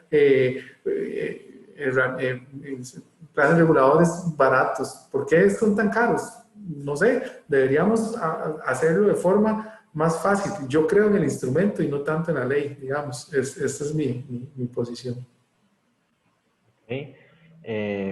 Bueno, tu respuesta me da pie también a hacer una consulta a Nayansi, que es un tema que tocó en la participación de ella. Claramente fue muy enfática diciéndonos de que el operador, o sea, que interpreta y hace efectiva la norma es clave. Podemos tener una norma perfecta o una norma muy eficiente que ese factor pues se vuelve determinante. Entonces yo quiero preguntarle a Nayansi sobre su valoración, si este nuevo reglamento que tenemos está cayendo en buenas manos en términos generales o si realmente tenemos que abanderar un fuerte proceso de formación, como lo acaba de mencionar Eric, porque si no vamos a seguir en los mismos patrones. ¿Qué te puedo decir, Eric? El gran problema que tenemos en este país es que cuando el tema urbanístico entra siempre en conflicto con el interés económico. Y entonces yo tengo que ser ahí muy clara. Los desarrolladores quieren hacer las cosas simples y no complicadas. Quieren que se puedan entregar los proyectos sin ningún problema. Pongo el ejemplo.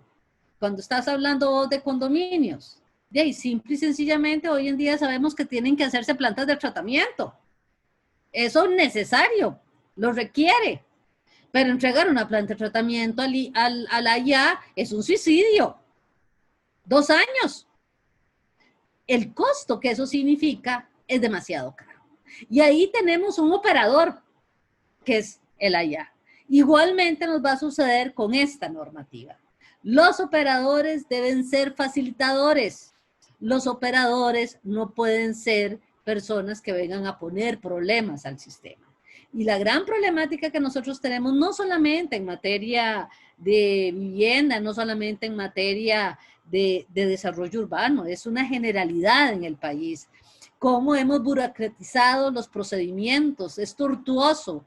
La ley 8220 que permite la simplificación de trámites es un saludo a la bandera.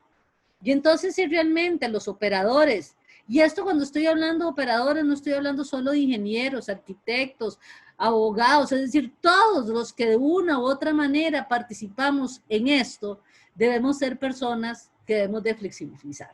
Y por eso estoy de acuerdo con cuando Eric llega y lo dice, bueno, definitivamente yo puedo tener la mejor ley, pero la ley no me resuelve las cosas. Es cómo yo me enfrento al instrumento, es cómo busco los documentos complementarios para hacerlo más fáciles.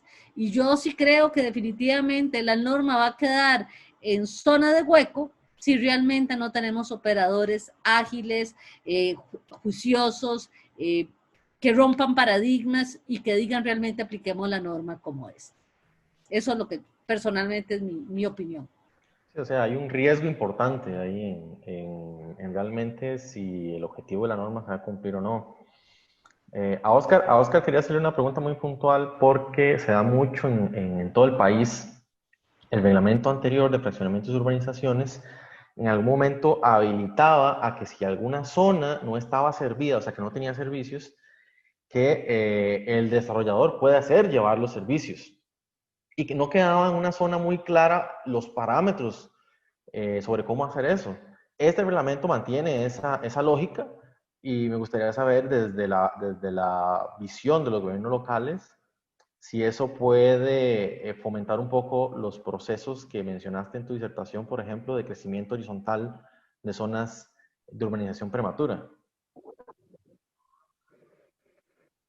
Sí, Roy, gracias por la pregunta.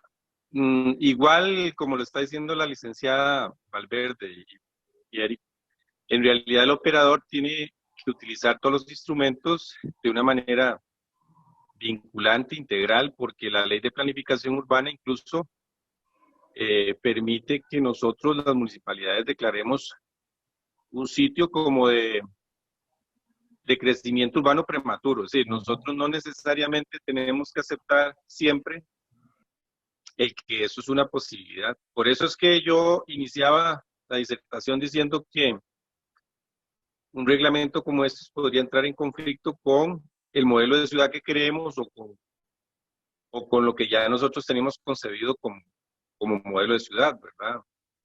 Y con esto de los condominios, si bien es cierto, yo estoy de acuerdo con Eric y Ana Yancy de que uno puede ser flexible y tratar de que las herramientas sean un poco más ágiles.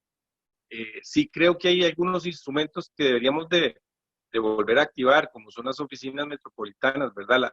La OPAN, que le funcionó en algún momento a San José y a la zona metropolitana de San José, debería ser implementada no solamente en el sector de San José, debería haber una oficina metropolitana por cada, creo yo, cada provincia o cada lugar, que de alguna manera tengamos ciudades vecinas o interconectadas. En el caso de Cartago, la ciudad de Cartago tiene al menos 5 cantones, que si no sos vaquiano de aquí, no sabes dónde empieza San Rafael de Uriamuno, dónde empieza Tejar, dónde empieza La Unión.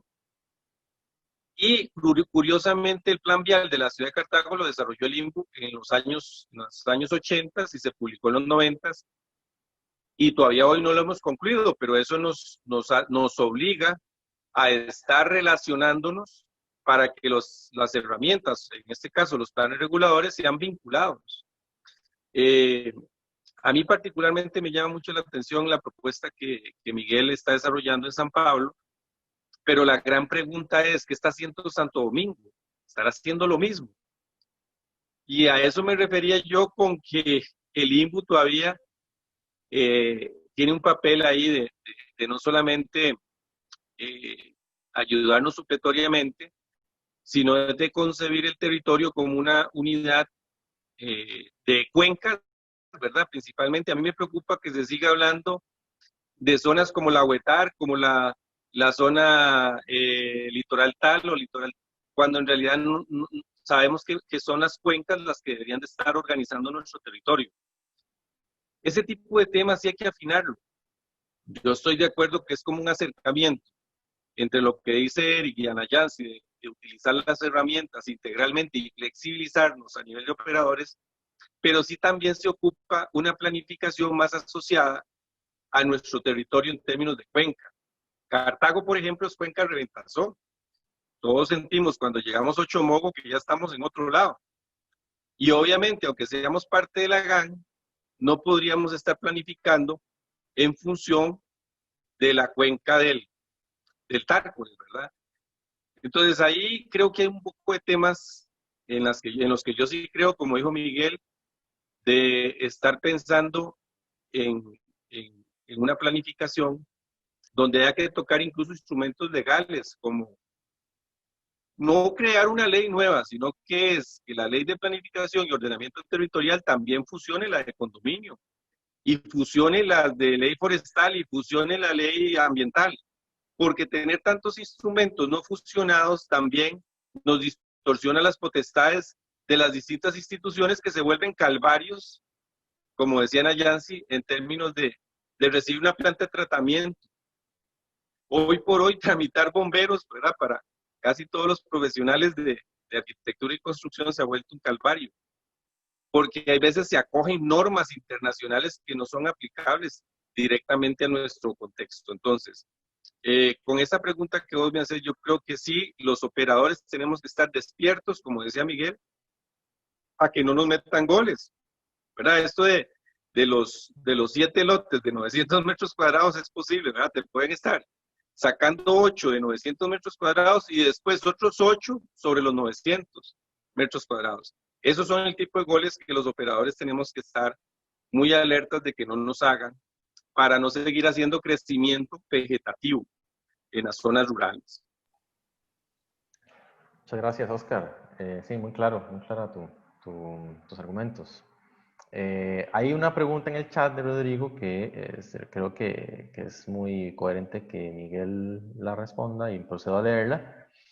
Dice, ¿qué tan factibles han sido los mecanismos de gestión del suelo por medio de incentivos en sus cantones con el fin de desincentivar los fraccionamientos en zonas periféricas y rurales, favoreciendo el uso urbano? Esta pregunta tal vez la podemos asociar, Miguel, a cómo lo están pensando ustedes en el plan regulador.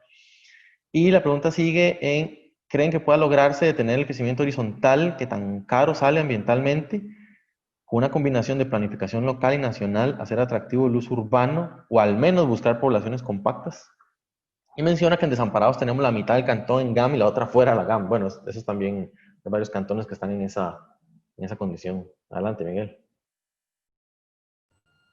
Bueno, nosotros acá estamos planteando tener siempre como una línea base, en el caso, digamos, de cuando hablamos de urbanizaciones y condominios, o cuando hablamos también de crecimiento fuera del anillo y dentro del anillo, ¿verdad? Entonces, por ejemplo, en el caso de urbanizaciones y condominios, los dos, digamos que ahorita tramitar un proyecto de por sí ya es complicado en el país, ¿verdad? Bueno, entonces, ¿qué hacemos nosotros?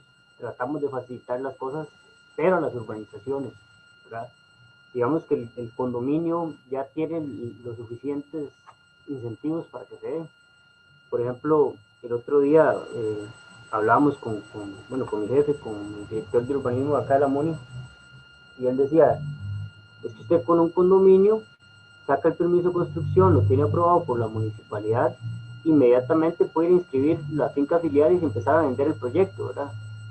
En cambio, en una urbanización, usted tiene que esperarse que le reciban las áreas públicas, ¿verdad? Ya Eric lo decía, ¿verdad? Que la AIA, que la empresa de servicios públicos de Heredia, que qué sé yo, bueno, el ICE con la telefonía, una serie de instituciones le reciban las diferentes redes de infraestructura y la municipalidad, las áreas públicas, para empezar a vender uno de esos lotes, ¿verdad? Entonces, digamos que nosotros tratamos de ¿cómo se llama?, de ver de qué manera atacábamos esos puntos en la tramitología. Que ponerle un plazo a la municipalidad para que en el momento en el que reciba una solicitud de recepción de área pública, tenga un plazo para pronunciarse. Es algo tan básico. A los desarrolladores obviamente les interesa lo que sea más cómodo en términos económicos, pero también en términos de tiempo, y valoran mucho el tiempo. Entonces, todo lo que usted pueda hacer de una manera más ágil y rápida es bien visto por los desarrolladores. Nosotros hicimos talleres con desarrolladores y ellos nos hacían sentir eso, ¿verdad? Eso por un lado. Después, nosotros, al igual que Desamparados, tenemos una parte del cantón dentro del anillo y una parte fuera. Nosotros estamos proponiendo de que aquellos fraccionamientos que se vayan dando fuera del anillo se vayan dando en una proporción de 1:3 con base a los fraccionamientos o las transformaciones urbanísticas que se van dando dentro del anillo. Así, bueno, por decirlo así, si en San Pablo, dentro del anillo de contención, se transforman. Cuando digo se transforman es cuando usted agarra un lote urbanizable, ¿verdad?, y lo segrega, hace un fraccionamiento con fines urbanísticos o hace una urbanización. Cuando usted lo transforma, digamos, en total se transformaron en un año 30 hectáreas, bueno, entonces el año siguiente se permitirá, fuera del anillo, transformar 10 hectáreas. Entonces nosotros lo estamos pensando de esa manera, ¿verdad?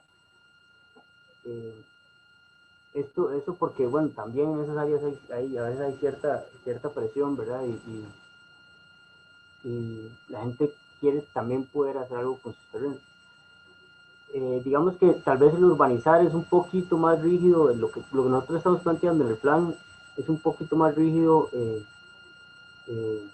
transformar suelo fuera del anillo de contención urbana, pero sí hemos abierto una mayor posibilidad a darle un uso distinto a las propiedades. Por ejemplo, en el plan Gander 82 se habla de que los usos comerciales fuera del anillo de contención urbana se permiten en propiedades mayores a 2 hectáreas, ¿verdad?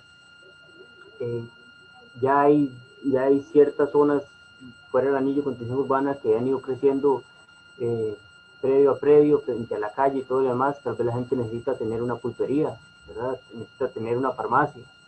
Entonces nosotros hemos diferenciado muy bien, ¿verdad?, qué es transformar el suelo, hacer uso de una propiedad ya transformada y también construir en ella, ¿verdad? Entonces, eso es algo que nosotros hemos tenido mucho énfasis en eso, ¿verdad? En diferenciar esas cosas y que se tengan bien claros cuáles son las diferencias entre una cosa y otra, ¿verdad? Bueno, yo he visto planes reguladores que dicen que en el mapa de zonificación dice, en el mapa de zonificación o en la tabla más bien de usos permitidos, hablan de urbanizaciones como un uso permitido. Bueno, una urbanización en realidad no es un uso, ¿verdad? Es un proceso de transformación del suelo. Entonces, esos pequeños detalles al final hacen la diferencia. Entonces, eso es lo que nosotros, digamos, esperamos, ¿verdad?, de los incentivos, que realmente nos permitan cambiar un poco esas tendencias que se han venido dando. Nosotros, bueno, también, digamos, dentro de cómo otorgamos los parámetros para los parámetros urbanísticos en las propiedades. Por ejemplo, hay parámetros de construcción, hablamos de edificabilidad, digamos que son metros cuadrados de construcción en un predio. Y como les decía, ahí también tenemos una línea base, y de esa línea base esa línea base no necesariamente es lo que se permite, o lo que permite la municipalidad hacer en una propiedad a nivel, digamos, máximo.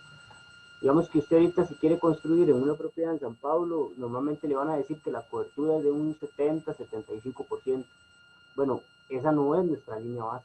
Nuestra línea base va a ser un 50% de cobertura. ¿Okay? Usted puede llegar a 75, 80, ¿verdad?, en lotes esquineros, tal como lo establece el INBU actualmente. Pero empecemos a negociar con prácticas incentivables.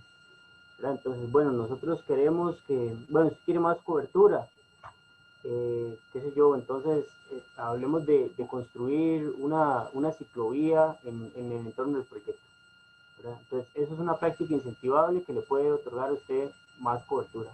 O más bien, un mejor ejemplo sería, usted quiere más cobertura, pero como San Pablo está en una zona digamos, que hay recarga acuífera y todo lo demás, usted quiere más cobertura, entonces introduzca tecnologías en su proyecto para infiltrar agua al subsuelo, una cosa así, ¿verdad? Entonces, ese es el tipo de cosas que nosotros estamos pensando que nos ayuden a hacer las cosas un poquito diferente, y no es que si usted llega a llegar a un proyecto y le empieza a meter un montón de prácticas ahí, que usted dice, bueno, paneles solares, hago una ciclovía, les ayudo a construir una acera o un salón comunal, y al fin y al cabo yo empiezo a crecer ahí hasta donde realmente yo quiera, y no es así. Hay un tope máximo que son precisamente las normas que actualmente se aplican, ¿verdad? Entonces, por ejemplo, hablamos de cobertura.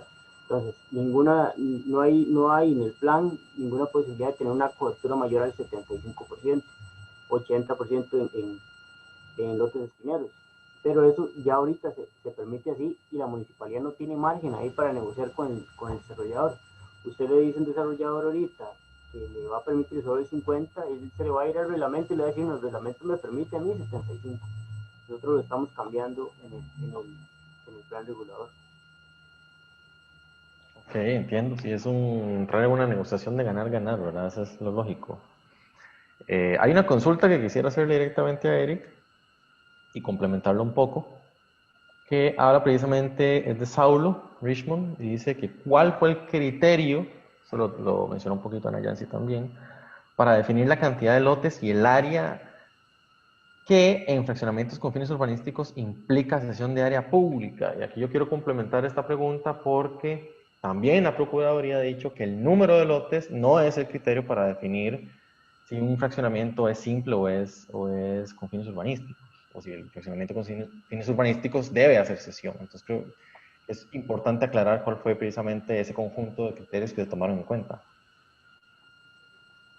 Sí, bueno, al principio con el reglamento que había salido publicado en noviembre, ¿verdad? Que entraba a regir en febrero, se consideraba un fraccionamiento con fin urbanístico dos predios que fueran más de 900 metros del área fraccionada. Y eso incidía en que el 10% de eso tenía que hacer la cesión, así era como estaba originalmente.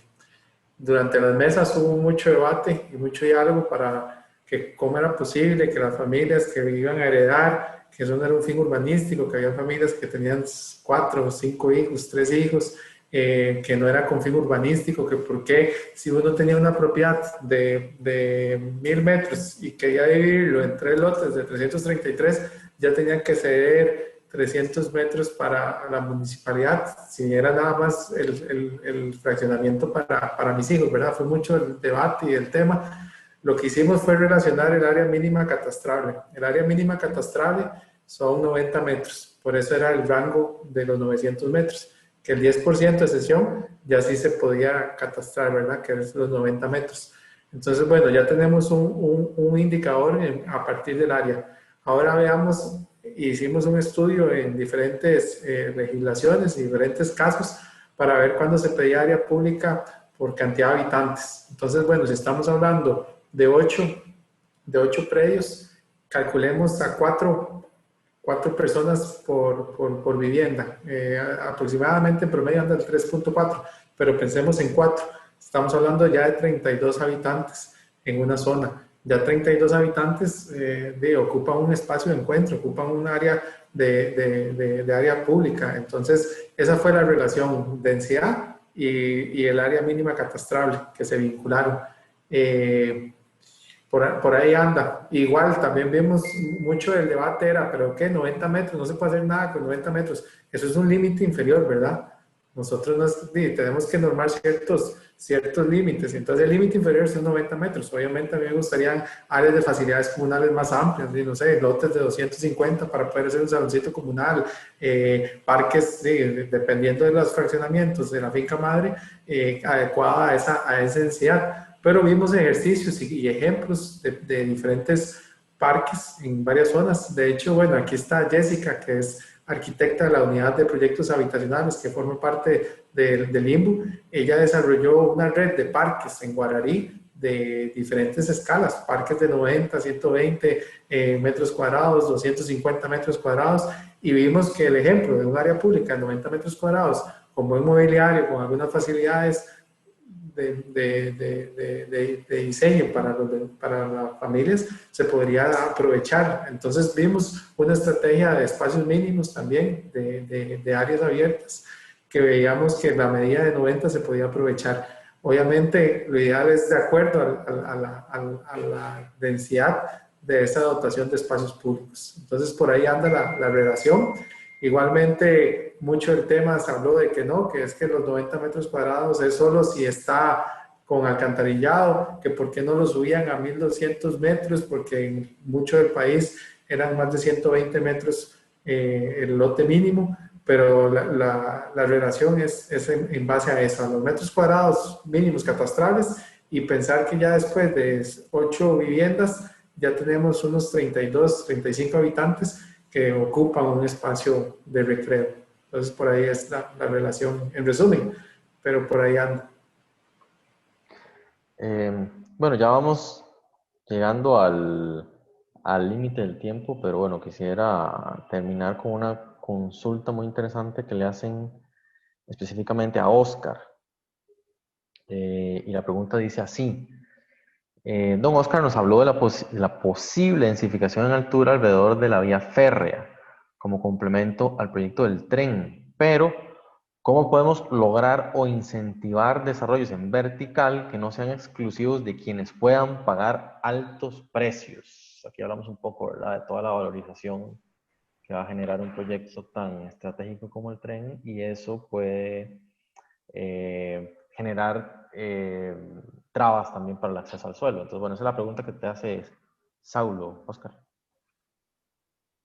Sí, don Saulo, obviamente es una preocupación de todos los que nos desarrollamos en esta área. A nivel país, cuando hacemos comparaciones, ahora que Roy mencionó a Bogotá o a Colombia, uno se da cuenta que la verticalidad en algunos países está asociada precisamente a la vivienda de clase media o baja. Y eso ha hecho que entonces esas ciudades prosperen porque son accesibles a estos grupos sociales y permiten que haya realmente un núcleo donde se produzca el trabajo y se deje de tener ciudades dormitorio como nosotros tenemos en cantidades. Ahora bien, la respuesta sería que toda la política nacional sobre el tema de bonos de vivienda y sobre el tema de cómo es que se apoya la obra pública y reajuste de propiedades se integre. Porque definitivamente si queda en manos de desarrolladores privados, ellos van a seguir, como estábamos hablando anteriormente, buscando fincas en verde para, como digo yo, para estazarlas y venderlas en pedacitos, ¿verdad? Y esa presión siempre va a existir mientras existan normas que, si todos entendemos, el Reglamento de Fraccionamiento de Urbanizaciones es positivo en la medida que se actualizó, para mí es un instrumento peligroso fuera de las manchas previamente urbanizadas, con una conciencia incluso de índices de fragilidad ambiental y del tema de emergencias, ¿verdad? Nadie quiere más hinchonas y nosotros tenemos, por lo menos toda la cordillera volcánica central, tenemos muchos pueblos que podrían estarse, digamos, incentivando a crecer, y obviamente son muy bonitos, tienen paisajes muy agradables, pero ya sería para pasear, no para estarlos habitando, porque precisamente lo que necesitamos hacer es más atractivas nuestras ciudades. Ahora bien, la respuesta puntual es, bueno, incentivar, pero tenemos que tener una política nacional que nos ayude a los gobiernos locales a incentivar proyectos en vertical, ¿verdad? Entonces, creo que ahí todavía nos queda una tarea ardua, y por eso yo hablo de que ojalá el INBU promocione las oficinas metropolitanas de planificación urbana en distintas sedes en el país para poder aglutinar municipios y poder realmente hacer planificación urbana integral, atrayendo ese tipo de recurso nacional, donde el Estado se convierta en un equilibrio con el mercado privado. Mientras siga habiendo, digamos, libre mercado para todo lo que es el desarrollo inmobiliario, los precios los va a establecer la oferta y la demanda desde un punto de vista privado. El Estado está siendo en esto muy pasivo, y en otras municipalidades, en otros gobiernos locales, en otras latitudes, el Estado realmente es un actor principal que incluso ordena y equilibra los precios de mercado. Y si esto no se logra, nosotros vamos a seguir nada más soñando, porque es lo que yo decía, mientras haya terrenos en verde que yo pueda fraccionar, aunque sea poquitos, eso va a ser más atractivo para el desarrollador que comprar un terreno caro frente a la línea férrea o cerca a la línea férrea y desarrollar un edificio en altura. Así es, así es. Has tocado el tema de la política de suelo, que es un tema estructural de las ciudades. Pero bueno, hay más preguntas, pero bueno, hemos llegado al límite del tiempo. Quiero cerrar con una pequeña reflexión. Yo pienso que todo lo que sea mejorar, renovar, actualizar normas urbanas en nuestro país, ya eso es de valientes. Los que en uno u otro momento hemos estado involucrados en este tipo de procesos sabemos lo complicado que se vuelve. Ni que lo digan los compañeros o compañeras que están en gobiernos locales, saben que es bastante complejo. El urbanismo y su aplicación toca intereses, y precisamente velar por el interés público a veces es algo bastante difuso. Entonces, todo lo que sea actualizar norma, poder traer a tiempos contemporáneos ese marco jurídico que nos permita hacer normas, ciudades más compactas, que nos permita empezar a introducir conceptos como la función social del suelo, como el desarrollo urbano orientado al transporte. Aunque sea un camino tortuoso, lento y complejo, hay que echar para adelante. Aquí, en esta videoconferencia, espero que haya muchas personas dispuestas a tomar esa estafeta y seguir en el futuro dando esa lucha. Y bueno, solo el tiempo nos dirá si estas últimas actualizaciones serán efectivas o si son el inicio nada más de lo que puede llegar a ser una revolución más directa de nuestro marco normativo en materia urbana, tanto a nivel local como a nivel regional y a nivel nacional. No puedo despedirme o terminar esta actividad sin agradecer a Eric, a Nayansi, a Oscar y a Miguel por su tiempo, por su dedicación, por poner a disposición de todos su conocimiento. Un agradecimiento muy grande de parte de la CITI y del posgrado en arquitectura que han organizado esta actividad, y también yo agradecerles desde luego por permitirme participar y moderar la mesa. Siempre es un placer. Bueno, muchísimas gracias. Hasta luego, gracias a todos. Gracias, muchas Buenas gracias. noches, gracias. Gracias. Hasta luego. Gracias, excelente. Muchas gracias. Gracias, hasta luego. Gracias, hasta luego.